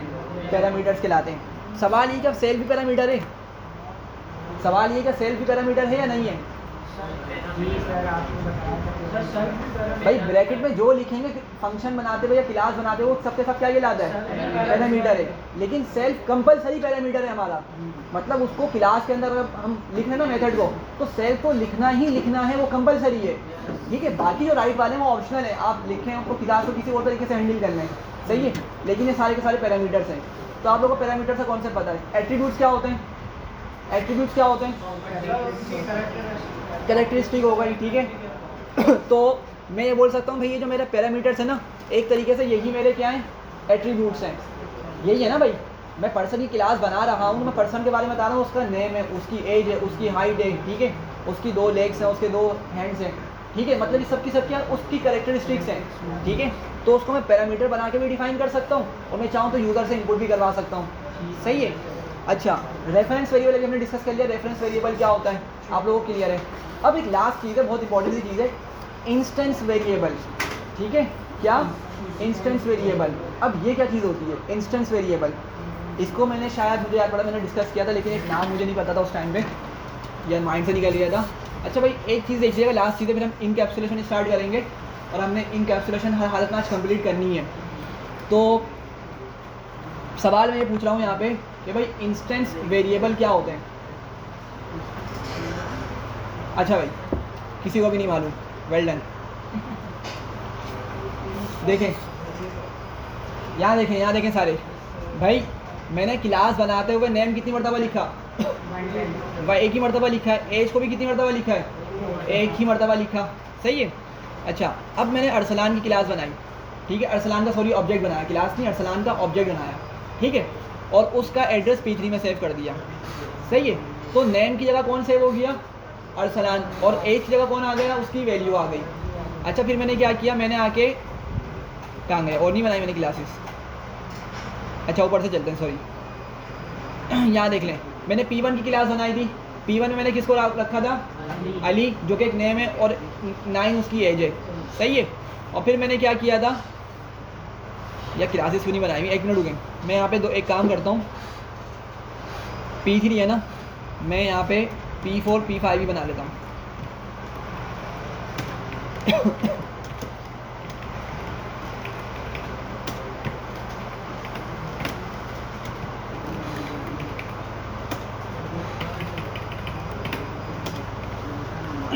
अच्छा भाई ज़रा यहाँ देखिएगा, मैंने क्या किया डिफरेंट, क्या किया मैंने, ये जल्दी जल्दी बोले यार, जल्दी जल्दी, क्या किया मैंने, ये डिफरेंट या मल्टीपल ऑब्जेक्ट्स बना लिए, ठीक है, और उनके रेफरेंसेस को भी P4 P3 P4 P5 में सेव कर लिया।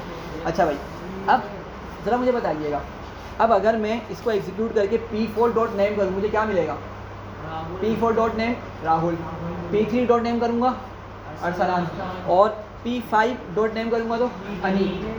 मतलब मैंने क्लास के अंदर एक मर्तबा नेम लिखा है, क्लास के अंदर क्या किया है मैंने, एक मर्तबा नेम लिखा, एज भी एक मर्तबा लिखा, लेकिन ये क्या हो रहा है कि हर ऑब्जेक्ट के लिए एक अलग नेम सेव हो रहा है, मेरी बात समझ रहे हैं, मतलब नेम मैंने एक मर्तबा लिखा है, लेकिन जब मैं ऑब्जेक्ट की मदद से उसको कॉल करता हूँ तो क्या होता है, मुझे हर मर्तबा वही नेम मिलता है जो मैंने सेव किया हुआ होता है, सही है।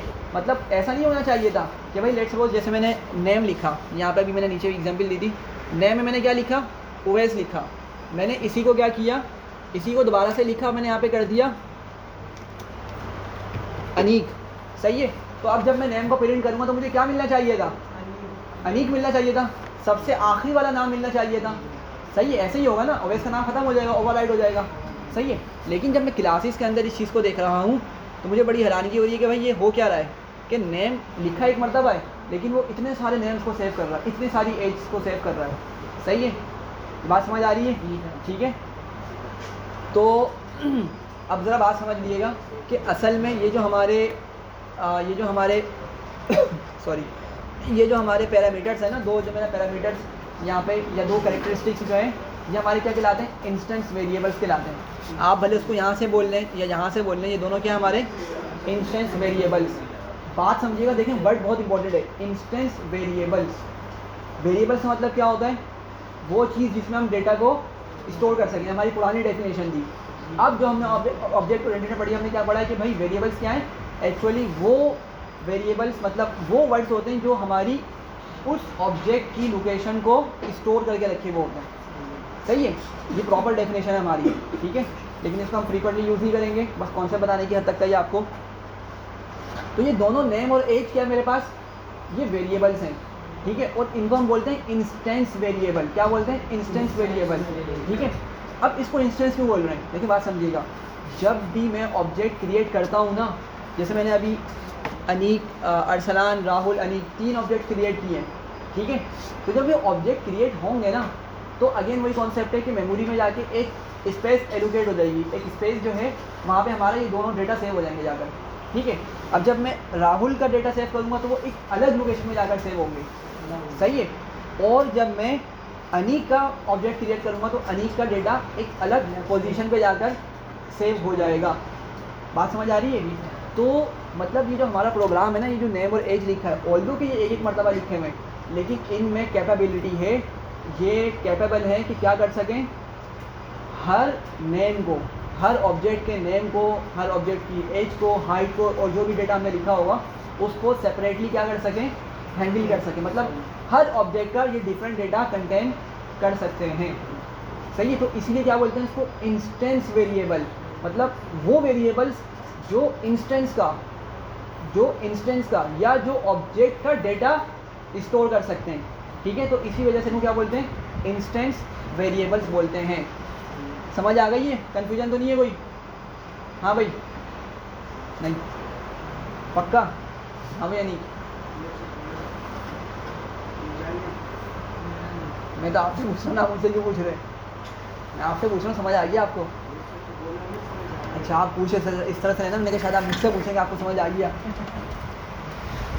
सही है भाई। अच्छा भाई, अब ये बहुत बेसिक सी चीज़ें थी, अब ज़रा आ जाएँ, बहुत इंपॉर्टेंट टॉपिक है हमारा, इनकैप्सुलेशन। हाँ भाई यानी ज़रा आप बताना पसंद करेंगे कि कैप्सूल क्या होते हैं?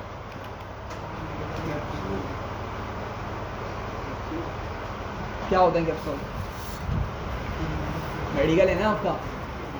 नहीं है, काम भी नहीं करते, पता तो होगा फिर भी। तो क्या हुआ?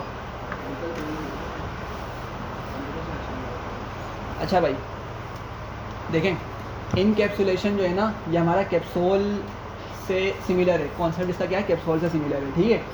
तो कैप्सूल के अंदर क्या होता है कि जो भी मिक्सचर होता है वो किस में हिडन होता है, उसका जो एक शेल टाइप का स्ट्रक्चर होता है, उसमें हमारा जो उसका जो भी मटेरियल होता है वो उसमें कवर हुआ होता है या उसमें हिडन होता है, ठीक है।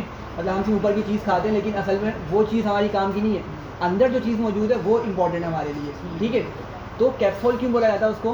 क्योंकि अंदर जो उसका मटेरियल है ना, वो क्या हो चुका है, वो आपने सेव कर दिया एक तरह से, ठीक है, उसको प्रोटेक्ट कर लिया है, ठीक है, उसको महफूज कर लिया है।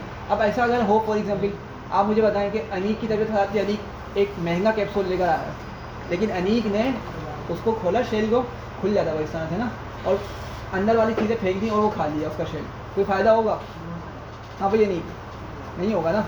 तो असल में जो अंदर की चीज़ है ना, वो आपके लिए क्या इंपॉर्टेंट है, और आपने उसको क्या किया, उसको प्रोटेक्ट कर लिया उस शेल लाइक स्ट्रक्चर के अंदर, सही है। तो इनकैप्सुलेशन के अंदर भी ना कुछ इसी तरह का कॉन्सेप्ट है कि हम क्या करते हैं, अपने डेटा को ना प्रोटेक्ट कर लेते हैं, अपने डेटा को सेव कर लेते हैं। किससे सेव करते हैं हम देखते हैं, ठीक है, अनीक से सेव नहीं करते, ठीक है, यूज़र से सेव कर लेते हैं, ठीक है। तो इसको हम देखते हैं कि किस तरीके से। लेकिन इनकैप्सुलेशन समझ आ गई कि इनकैप्सुलेशन सिंपल अल्फाज में क्या है? जी भाई, इनकैप्सुलेशन समझ आ गई सिंपल अल्फाज में क्या है कि अगर मैं चाह रहा हूँ कि मैं किसी डेटा को, क्लास के किसी एट्रीब्यूट को या किसी मेथड को प्रोटेक्ट कर लूँ, मतलब उसको मैं यूज़र को ना दिखाऊँ या यूज़र मेरे उस एट्रीब्यूट को एक्सेस ना कर सके, ठीक है, या मेथड को एक्सेस ना कर सके, तो फिर हम वहाँ पे क्या कॉन्सेप्ट पढ़ते हैं, इनकैप्सुलेशन का, सही है। सही है भाई यहाँ पे? हाँ भाई यार ये सेकंड रोना बड़ी तंग कर रही है। आप लोग मुझे बताएं कि आपकी क्लास कौन सी है? बिजनेस कम्युनिकेशन, हाँ, या इंटरनेशनल कम्युनिकेशन? डिस्कशन कर रहे हैं, पढ़ लो यार, पढ़ने आए हो।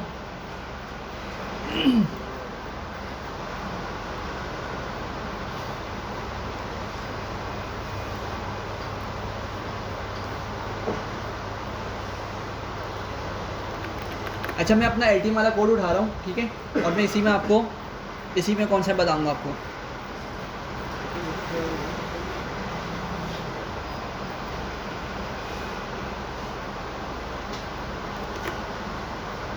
थोड़ा सा जूम आउट करूँगा मैं।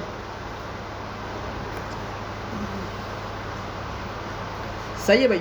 तो इसमें ज़रा देखिएगा मेरे पास क्या मौजूद है, पिन मौजूद है, बैलेंस मौजूद है, सही है। अच्छा मैं आईडी को यहाँ पे कमेंट कर देता हूँ। इसके अलावा हमने क्या करा था भाई, इसके अलावा हमने क्रिएट पिन का एक मेथड बनाया था, ठीक है। उसके अलावा हमने चेंज पिन का बनाया था एक मेथड, पूरी लॉजिक हमने इसकी समझी थी, पूरी लॉजिक लिखी थी। अमाउंट डिपॉजिट करने का एक मेथड बनाया था, इसकी भी लॉजिक लिखी थी। विड्रॉ अमाउंट का एक मेथड था और चेक बैलेंस का एक मेथड बनाया था, सही है। अब ज़रा समझिएगा, मैं इसको एग्जीक्यूट करता हूँ और मैं एग्जीक्यूट करके ना मैं यहाँ पर आता हूँ और मैं लिखता हूँ यूज़र 1, ठीक है। यूज़र 1 आया और हमने उसका एटीएम का ऑब्जेक्ट बना दिया, सही है। अच्छा ऐसे ही बनेगा भाई, सिंपल सी चीज़ें हमने ये बहुत डिस्कस कर लिया काफ़ी टाइम्स कि ऑब्जेक्ट किस तरह से हमने क्रिएट करना है, ठीक है। हमने ऑब्जेक्ट क्रिएट करके उसका रेफरेंस U1 में स्टोर करा दिया। अच्छा अब मैं क्या करता हूँ सॉरी, अब जब मैं U1 लिखता हूँ तो मुझे क्या मिल रहा है, बैलेंस का ऑप्शन ही मिल रहा है, मतलब मुझे बैलेंस मिल रहा है जो कि क्या एक एट्रीब्यूट है, सही है। एट्रीब्यूट भी बोल सकते हैं या इसको क्या बोल सकते हैं, इंस्टेंस वेरिएबल, ठीक है। मतलब ये वाला वेरिएबल क्या होगा, U1 के लिए भी काम करेगा, यही वेरिएबल U2 के लिए भी काम करेगा और जितने भी ऑब्जेक्ट बनाएंगे सबके लिए काम करेगा, ठीक है। तो इसलिए इसको इंस्टेंस का वेरिएबल बोल रहे हैं कि जो ऑब्जेक्ट बनाया है ये उसके साथ काम करेगा, ठीक है, और जितने भी ऑब्जेक्ट बनाएंगे सबके साथ काम करेगा ये, ठीक है। तो पिन भी एक्सिस्ट कर रहा है ये, सही है। अब ज़रा मुझे बताइएगा, लेट्स सपोज मैं पहले एक फंक्शन चलाता हूँ, मैं एक पहले मेथड लिखता हूँ, सॉरी हाँ मेथड को मैं कॉल करता हूँ। सबसे पहले क्या करा था हमने भाई, क्रिएट करेंगे पिन को, सही है। चले हमने यहाँ पे कहा चलो भाई पिन को क्रिएट कर दो मेरी, नहीं करूँ,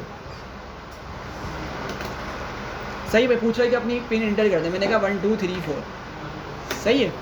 अच्छा भाई ये पिन क्रिएट हो गई। अब मैं दोबारा आता हूँ, मैं बोलता हूँ U1 डॉट, जैसे ही डॉट करूँगा मुझे दोबारा से वो सारे के सारे एट्रीब्यूट्स और मेथड्स मिल रहे हैं। मैं पिन पे गया, मैंने कहा पिन मुझे ज़रा दिखाओ, मैं इसको एग्जीक्यूट करूँगा तो क्या हो रहा है, पिन मिल रही है मुझे, सही है। अब क्या कभी ऐसा हुआ है हमारे ATM के अंदर कि एक बंदा गया, अनीक गए, लेट सपोज अनीक ने अमाउंट निकाली और अनीक के अकाउंट में और बहुत पैसे पड़े गए। अब सेकंड बंदा गया, ठीक है, पीछे उसके, और उसने ATM से पूछा भाई पिन क्या थी पुराने यूज़र की, ठीक है। तो क्या पॉसिबल है कि बता सके वो, काम ख़राब हो जाएगा ना फिर तो। मतलब पिन क्या है, हमारी छुपाने वाली चीज़ है, सही है। पिन क्या है, पिन होगा बैलेंस हो गया, ये छुपाने की चीज़ है, सही है। ये इवन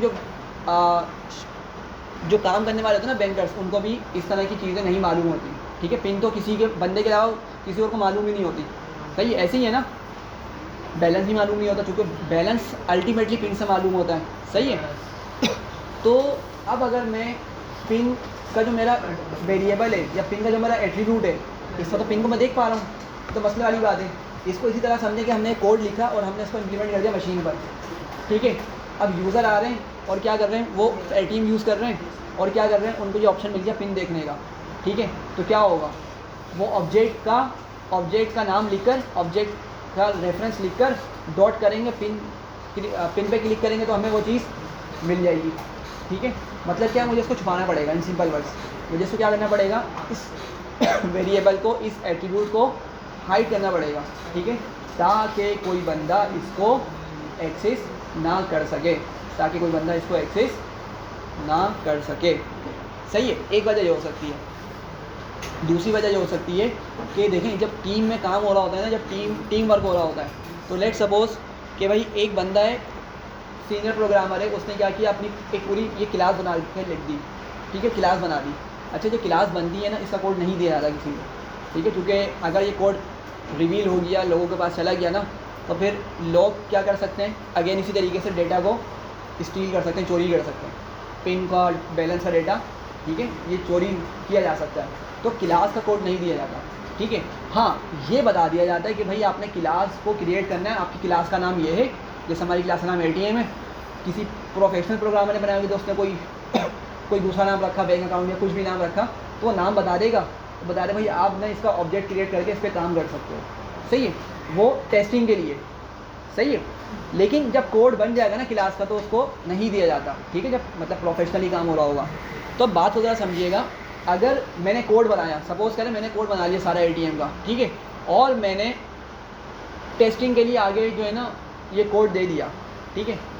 कोड किस तरह दिया, मतलब ये पूरा कोड उठा के नहीं दिया, मैंने उनको बता दिया कि भाई आप क्या कर सकते हो, ये क्लास का नेम है, इस क्लास का नेम यूज़ करके अपना ऑब्जेक्ट बना सकते हो, ये मेथड यूज़ कर सकते हो अपनी फंक्शनैलिटी के लिए, सही है। लेकिन अब जो टेस्टिंग कर रहा है ना, उसने क्या किया, उसने गड़बड़ कर दी। क्या गड़बड़ करी, मैं दिखाता हूँ। दो चीज़ें बताई अभी तक मैंने क्या कहा कि हमें इसको छुपाना होता है, पिन को, बैलेंस को, चूँकि ये छुपाने की ही चीज़ें हैं, हम इसको इस तरह से हर किसी को एक्सेस नहीं दे सकते देखने का, सही है। और दूसरा क्या बताया कि जब टेस्टिंग हो रही होगी ना हमारे कोड को लिखने के बाद, टेस्टिंग भी तो होती है ना कि भाई हमने हर चीज़ को कवर किया ही नहीं किया, तो जब टेस्टिंग हो रही होगी ना, तो उस टाइम पे भी गड़बड़ हो सकती है। दो चीज़ें डिस्कस करी हैं। अब सेकंड वाला सिनेरियो ज़रा समझिएगा। देखिए, मैंने पिन क्रिएट की थी, पिन क्रिएट की, मैंने क्या लिखा था पिन क्रिएट करते हुए, 1 2 3 4, ठीक है। अब मैं बोलता हूँ कि भाई क्या करो, U1 डॉट डिपॉजिट अमाउंट, ठीक है, मेरे पास मेथड आ रहा है, मैं बोलता हूँ मेरे इस अकाउंट में ना कुछ बैलेंस डाल दो, सही है, कुछ बैलेंस उसमें डिपॉजिट कर लो। तो मैंने इसको रन किया, मुझसे सबसे पहले क्या पूछेगा भाई, वो पिन पूछेगा। मैं बोलता हूँ 1 2 3 4, ठीक है, मैंने पिन इंटर कर दी। अच्छा, अब मुझसे बोल रहा भाई बताओ कि आपने कितनी अमाउंट डिपॉजिट करनी है, तो लेट सपोज मैं लिखता हूँ भाई 55,000, सही है। अच्छा, अब ये अमाउंट मैंने इंटर कर दी, तो अब मेरी अमाउंट कितनी हो जानी चाहिए, 55,000। हमने इसका भी मेथड बनाया हुआ था उसको लिखने के लिए, U1 डॉट क्या था हमारा मेथड, चेक बैलेंस, ठीक है। मैंने यहाँ पे इसको रन किया और मुझसे पूछता है पिन बताओ, मैं बोलता हूँ 1 2 3 4 और इसने बता दिया कि आपके पास इतनी अमाउंट पड़ी है बैंक में। सही है, इतना काम तो समझ आ गया, हमने लास्ट क्लास से लास्ट क्लास में इसको डिस्कस किया था। सही है, लेकिन अब होता क्या है कि भाई टेस्टिंग हो रही है, ठीक है, और टेस्टिंग करते हुए जो बंदा था ना, उसने क्या किया, उसने U1 लिखा। U1 लिख के जब उसने डॉट दबाया ना, उसको सारी चीज़ें मिल गई। क्या क्या मिल रहा है अभी कि भाई बैलेंस भी देख सकता है वो बंदे का, वो पिन भी देख सकता है, सही है, और वो चेक बैलेंस करके मतलब उसका बैलेंस चेक भी कर सकता है और बैलेंस को बदल भी सकता है, बैलेंस को वो बदल भी सकता है, चेंज भी कर सकता है। किस तरह करेगा बैलेंस को चेंज? भाई दोबारा समझिएगा, ये थोड़ा सा समझने की चीज़ है, ये आप लोग ऑलरेडी पढ़ चुके हैं, तो मैं उसी सिनेरियो में आपको दोबारा से लेके बता रहा हूँ कि जब U1 करके डॉट करेगा ना बंदा, टेस्टिंग करने वाला बंदा तो क्या होगा, उसको मेथड्स में क्लास में लिखे हुए सारे एट्रीब्यूट्स और सारे मेथड्स मिल जाएंगे, ठीक है, which is not the good practice. ये अच्छी बात नहीं होती, अच्छी प्रैक्टिस नहीं है। अब उसने क्या किया, उसने कहा भाई मैं बैलेंस कॉल करता हूँ, ठीक है, और इसको देखता हूँ। अब बैलेंस क्या मिल गया उसको, 55,000 उसको बैलेंस मिल गया, सही है। अब पता है क्या करता है, वो बोलता है कि भाई इसको ना चेंज करके हम कर देते हैं, let suppose hello hello hello, कुछ भी इस तरह करके ना गड़बड़ कर दी कोड के अंदर। अब ज़रा समझिएगा, क्या ये मेरा जो इस यूज़र ने हेलो हेलो हेलो करके कुछ भी लिख दिया है, क्या ये जाकर बैलेंस में सेव होगा या नहीं होगा? क्या ये जाके बैलेंस की वैल्यू को अपडेट करेगा नहीं करेगा? करेगा। अभी तक के बैलेंस में क्या मौजूद था, 55,000 मौजूद था, लेकिन जब उसने U1 डॉट बैलेंस करके ये चीज़ पास करी तो क्या होगा हमारा, ये जाके चेंज कर देगा बैलेंस को, करते हैं, ठीक है। चलो भाई वैल्यू सेव हो गई। अच्छा एक चीज़ समझिएगा, हमने जो बैलेंस है वो किस तरह बनाया था, ये देखें, फ्लोट बनाया था, हमने बैलेंस को, सही है, लेकिन उस फ्लोट होने के बावजूद उसने क्या सेव कर दिया, उसके अंदर स्ट्रिंग सेव कर दी। बात समझ रहे हैं? और ऐसा क्यों हुआ, ऐसा इसी वजह से हुआ चूँकि असल में वो हमारे एट्रीब्यूट को देख सकता था, उसको मालूम है कि भाई इस क्लास के अंदर पिन भी मौजूद है और क्या हो चुका है, बैलेंस भी मौजूद है, तो उसने क्या किया, उसने यहाँ पे गड़बड़ कर दी। अच्छा भाई अब क्या हुआ, तो उसने ना लेट सपोज अभी तक उसने यहाँ पे टेस्टिंग कितनी करी थी, अब उसका मैनेजर आ गया टेस्टिंग करने वाले का, ठीक है, उसका मैनेजर आ गया, उसने कहा ज़रा इसमें विड्रॉ का फंक्शन चलाओ, तो उसने लिखा U1 और उसने लिखा विड्रॉ का फंक्शन यहाँ पे, सही है। इतनी बात समझ आ रही क्या हुआ था कि भाई प्रॉपर पहले उसने सही काम किया, पहले उसने यूज़र क्रिएट किया, उसका पिन क्रिएट किया, उसमें बैलेंस डिपॉजिट कर दिया, सही है, लेकिन चूँकि उसको तमाम एट्रीब्यूट्स मिल रहे थे तो उसने क्या किया, शरारत में उस बैलेंस को चेंज कर दिया या पिन चेंज कर दी, चूँकि दोनों को एक्सेस कर सकता है वो, तो दोनों को चेंज कर सकता है वो, सही है। अब क्या हुआ, इतने में उसका मैनेजर आ गया जो टेस्टिंग कर रहा था, उसने कहा जरा इस पर विड्रॉ का फंक्शन चलाओ, देखते हैं किस तरह की फंक्शनैलिटी काम कर रही है। उसने एग्जीक्यूट किया, उसने पूछा पिन बताओ, चलो भाई हमने लिखा 1 2 3 4, सही है, पिन तो काम कर गई। अबे उल्ला के बाद बताओ कि कितनी अमाउंट निकालना चाहते हो आप, सही है, कितनी अमाउंट निकालना चाहते हो। मैंने कहा चलो, उस लड़के ने क्या करा, उसमें लिख दिया 20,000, ठीक है, तो क्या होगा, कोड चलेगा या क्रैश हो जाएगा, क्रैश हो जाएगा। क्यों, चूँकि बैलेंस के अंदर अब वो अमाउंट मौजूद ही नहीं है, बैलेंस के अंदर तो उसने गड़बड़ी कर दी है, उसके अंदर उसने स्ट्रिंग को सेव करवा दिया है। अब इसको एग्जीक्यूट करेंगे तो क्या बोल रहा है भाई, वही एरर आ गया कि स्ट्रिंग और फ्लोट के दरमियान ये ऑपरेशन काम नहीं कर सकता। तो मेरी बात समझ आ रही है क्या हो रहा है कि जब टेस्टिंग के लिए हमारा ये सॉफ्टवेयर गया, ठीक है, जब टेस्टिंग के लिए सॉफ्टवेयर गया, चूँकि हमने ATM का कोड लिखा है ना, तो इसकी रियल टाइम भी टेस्टिंग हो रही होती है। लेट सपोज ATM मशीन में कोड डिप्लॉय हुआ, ठीक है, और डिप्लॉय होने के बाद अब यूज़र उसमें अमाउंट डाल रहा है, उसमें क्रिएट पिन करके अपना जो भी टेस्टिंग वो कर रहा है, सही है, तो ये गड़बड़ी वहाँ पे भी होगी।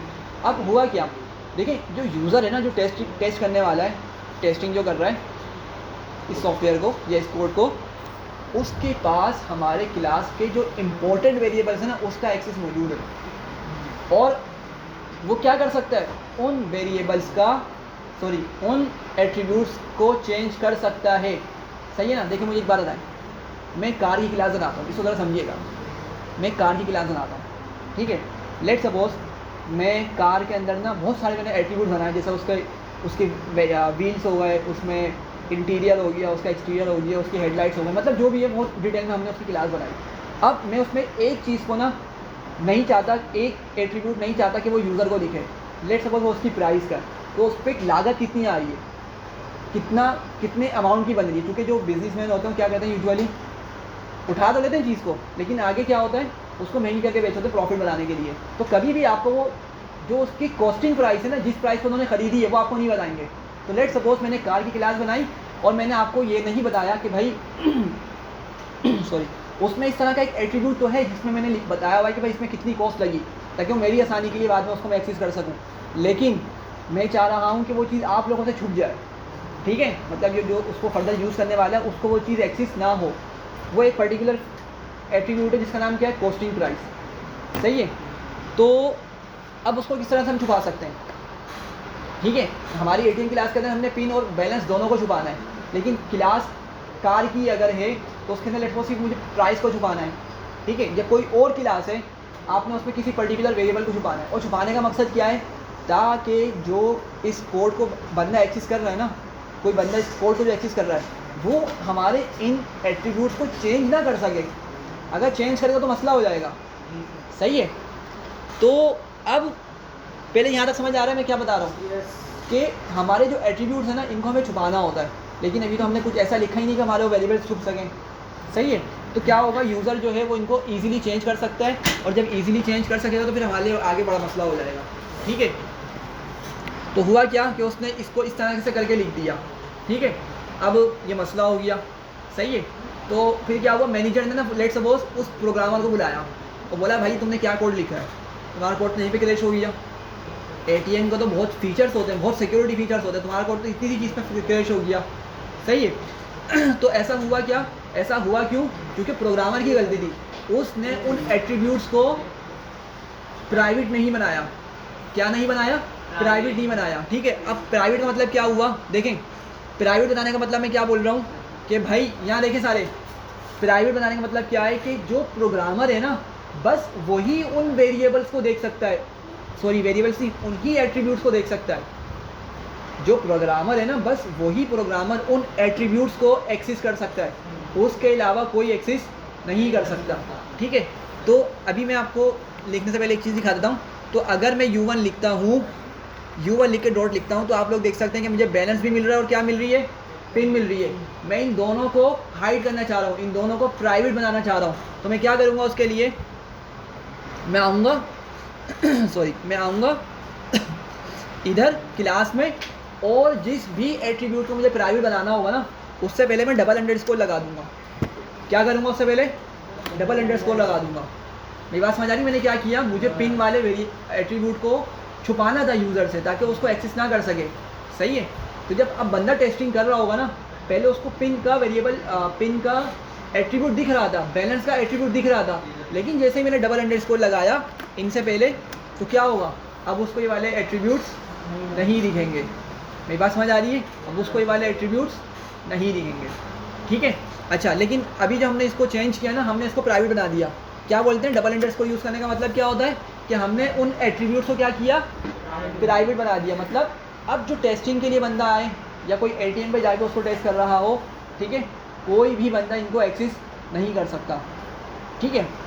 तो लेकिन एक यहाँ पे काम बनाना पड़ेगा, चूँकि हमने पूरी क्लास के अंदर सिंपल बैलेंस करके यूज़ किया था, जगह जगह पिन करके यूज़ किया था, तो मुझे उनके आगे भी क्या करना पड़ेगा, उनसे पहले डबल अंडरस्कोर का यूज़ करना पड़ेगा। मेरी बात समझ रहे हैं मैं क्या बोल रहा हूँ। मैंने इस पिन से पहले डबल अंडरस्कोर का यूज़ किया, यहाँ भी डबल अंडरस्कोर का यूज़ किया। तो अब जहाँ जहाँ मुझे पिन मिलेगी ना, ये देख रहे हैं सेल्फ डॉट पिन, ये पिन मेरी किसको रेफ़र कर रही थी, पहले इस जगह को रेफ़र कर रही थी ना, लेकिन जब मैंने इसका नाम ही चेंज कर दिया, इसको मैंने क्या कर दिया, self dot double underscore pin कर दिया, तो मुझे हर जगह क्या करना पड़ेगा, इसको भी चेंज करना पड़ेगा। मेरी बात समझ रहे, समझ रहे।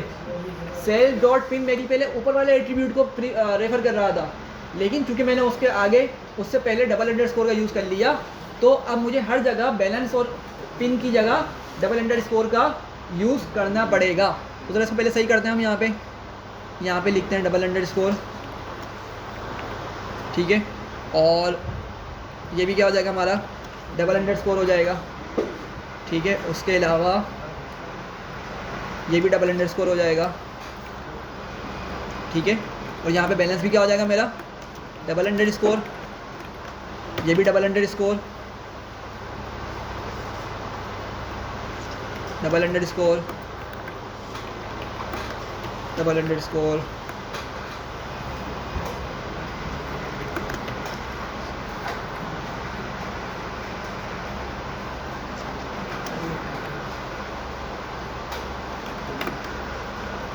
सही है भाई। तो मैंने शायद सब हर जगह क्या किया, डबल अंडरस्कोर का यूज़ कर लिया है। सही है। अब इससे क्या होगा, अब ज़रा समझिएगा, जब पहले मैंने सिंपल सेल्फ डॉट पिन लिखा हुआ था और सेल्फ डॉट बैलेंस लिखा हुआ था, तो हमारा जो कोड था वो उन्हीं सेल्फ डॉट पिन और सेल्फ डॉट बैलेंस को यूज़ किया करता था। लेकिन जब मैंने ऊपर डंडर मेथड में या कंस्ट्रक्टर में जाके उनका नाम ही चेंज कर दिया, ठीक है, नाम किस तरह चेंज किया, उनसे पहले मैंने डबल अंडरस्कोर का यूज़ कर लिया। अब इसका मतलब क्या हुआ कि पाइथन ने ना उनको प्राइवेट बना देना है। ठीक है, क्या कर देना है, प्राइवेट बना देना है। तो हमें उसकी वजह से अपने पूरे कोड के अंदर जहाँ जहाँ हम उस सेल्फ डॉट पिन को कॉल कर रहे थे या उस सेल्फ डॉट बैलेंस को बुला रहे थे ना, हमें उस हर जगह पर डबल अंडरस्कोर का उससे पहले यूज़ करना पड़ेगा, जो कि हमने कर दिया। ठीक है। अच्छा, अब मैं इसको दोबारा से एग्जीक्यूट करता हूँ। मैं क्या करता हूँ, इसको एग्जीक्यूट करता हूँ और मैं क्या करता हूँ, दोबारा से यूज़र 1 की क्लास बनाता हूँ। ठीक है। अच्छा भाई, अब ज़रा समझिएगा, अब जब मैं आता हूँ ना यहाँ पे यूज़र 1 पे और डॉट लिखता हूँ, तो देखिएगा ज़रा, क्या अब हमें पिन और बैलेंस मिल रहा है क्या? नहीं मिल रहा। मतलब क्या हुआ कि अब जो हैं वो वेरिएबल्स हमारे या हमारे एट्रीब्यूट्स क्या बन चुके हैं, वो प्राइवेट बन चुके हैं। ठीक है, क्या बन चुके हैं, प्राइवेट। तो थोड़ा सा जहाँ पे रुक के समझिएगा कि जिस तरह हमने कहा था कैप्सूल के अंदर जो मटेरियल होता है वो क्या होता है, वो सेव होता है, प्रोटेक्टेड होता है, मतलब प्राइवेट होता है, वो अंदर ही चीज़ रहती है। ठीक है। तो क्या हमारा जो इंपॉर्टेंट वेरिएबल्स है, हमारे जो इंपॉर्टेंट एट्रीब्यूट्स थे, क्या अब वो यूज़र की पहुंच से दूर हो गए? क्या अब उनको यूज़र एक्सेस कर सकता है? नहीं कर सकता। सही है। तो अब वो क्या कर सकता है, बस इन चीज़ों को एक्सेस कर सकता है। सही है, क्या कर सकता है वो, इन चीज़ों को बस एक्सेस कर सकते हैं, जो कि हमारे पास सिर्फ मेथड्स रह गए। ठीक है, ये बात समझ आ रही है?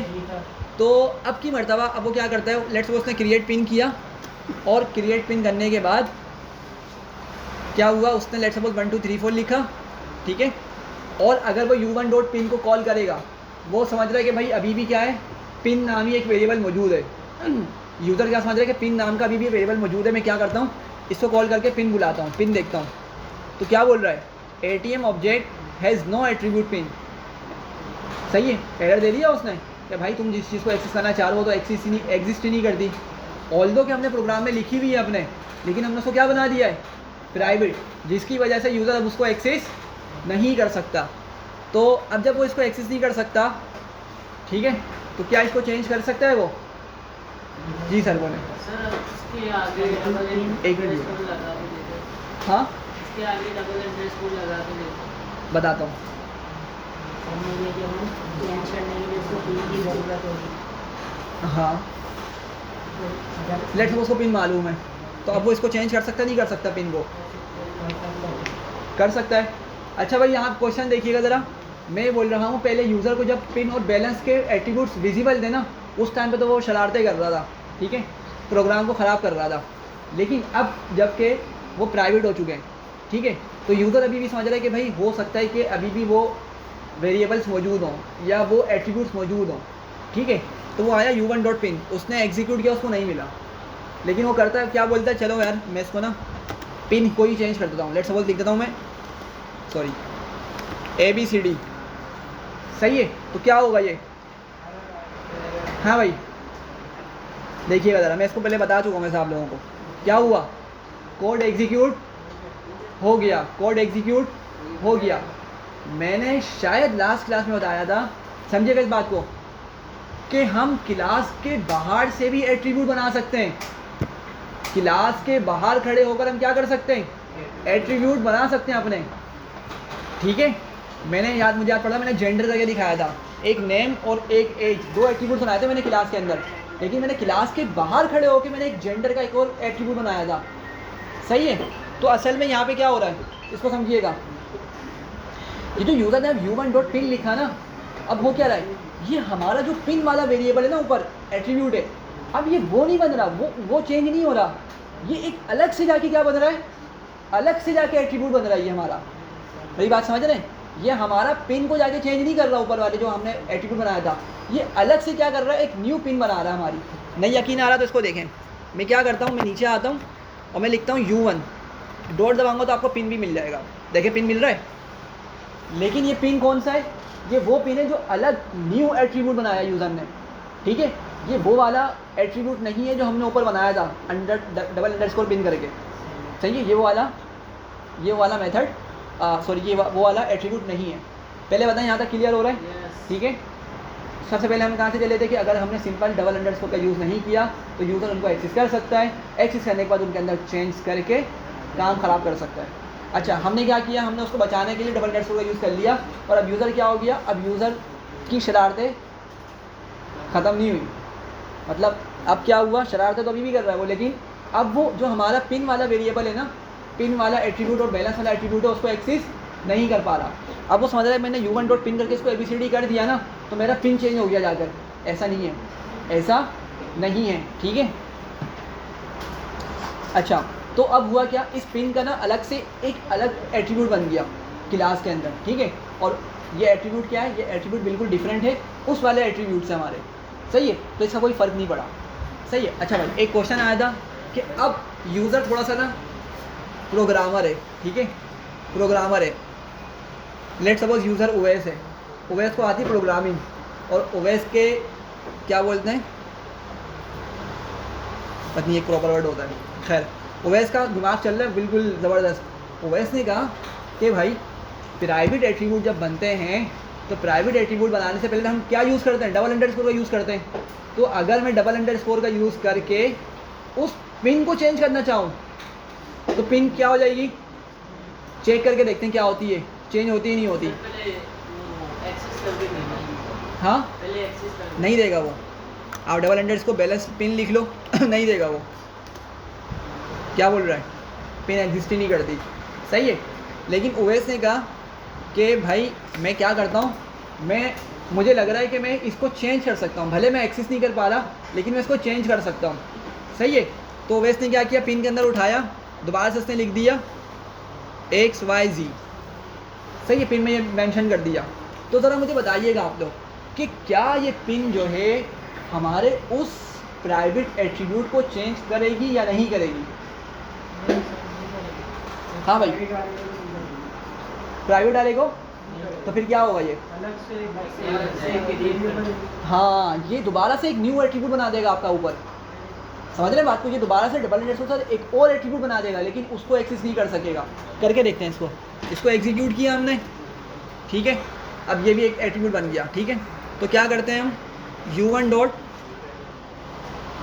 ठीक है, u1 डॉट किया, लेकिन हमें क्या हुआ, वो वाला हमें एट्रीब्यूट नहीं मिल रहा, मतलब पिन वाला ही मिल रहा है, डबल अंडरस्कोर वाला नहीं मिल रहा। अब कोई बताएगा कि क्यों नहीं मिल रहा डबल अंडरस्कोर वाला। हाँ, असल में उससे डबल अंडरस्कोर जो लगाया ना यूज़र ने, तो उसकी होशियारी उसी पे पड़ गई। वो खुद जाके क्या बन गया, एक अलग एट्रीब्यूट तो बना, एक अलग एट्रीब्यूट तो बना, लेकिन वो क्या हो गया, वो विजिबल ही नहीं रहा, सही है ना। डबल अंडरस्कोर का हमने ये मकसद देखा था ना भाई, अगर हम एट्रीब्यूट के नाम से पहले डबल अंडरस्कोर का यूज़ करेंगे ना, तो क्या हो जाएगा, वो जाकर प्राइवेट बन जाएगा। तो जाकर क्या हुआ, वो एक अलग एट्रीब्यूट बन गया, सही है। अब आप बोलेंगे भाई ये क्या हो रहा है, हमने ज़रा बात को समझिएगा। हमने पिन को किस तरह प्राइवेट बनाया था, डबल अंडरस्कोर पिन करके बनाया था।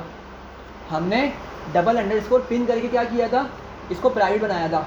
तो अगर मेरी बात समझिएगा, बहुत इंपॉर्टेंट चीज़ है ये, अगर जो शरारती यूज़र है अगर वो डबल अंडरस्कोर का यूज़ कर रहा है, तो मतलब इस नाम से ऊपर एक एट्रीब्यूट बना हुआ है, तो क्या ये वाला एट्रीब्यूट ऊपर वाले को जाके ओवरराइड करेगा या नहीं करेगा, नहीं करेगा। अब वजह इसकी समझिएगा, मेरी बात समझिएगा, अभी समझ आ जाएगा ये। मैंने बस ये कहा है कि भाई ये डबल अंडरस्कोर पिन जो है ना, ये एक अलग एट्रीब्यूट बनाएगी, ठीक है, एक अलग एट्रीब्यूट बनाएगी, सही है। तो अब ऊपर वाले को ओवरराइड क्यों नहीं कर रहा, भाई ऐसा ही होता है ना। हमने देखा था जैसे नेम में ओवेस था, मैंने नेम के अंदर ओवेस जगह अनीक लिख दिया, तो क्या हो गया, ओवरराइड हो जाएगा ना। लेकिन यहाँ पर ओवरराइड क्यों नहीं हो रहा, मैं बोल रहा हूँ नहीं हो रहा, ठीक है। और ओवरराइड क्यों नहीं हो रहा, इसका तरफ समझिएगा। देखें, ये लास्ट कॉन्सेप्ट है, बहुत इंपॉर्टेंट है, इसको समझ लीजिएगा बस, फिर यहाँ पे आपकी इनकैप्सुलेशन कंप्लीट हो जाएगी।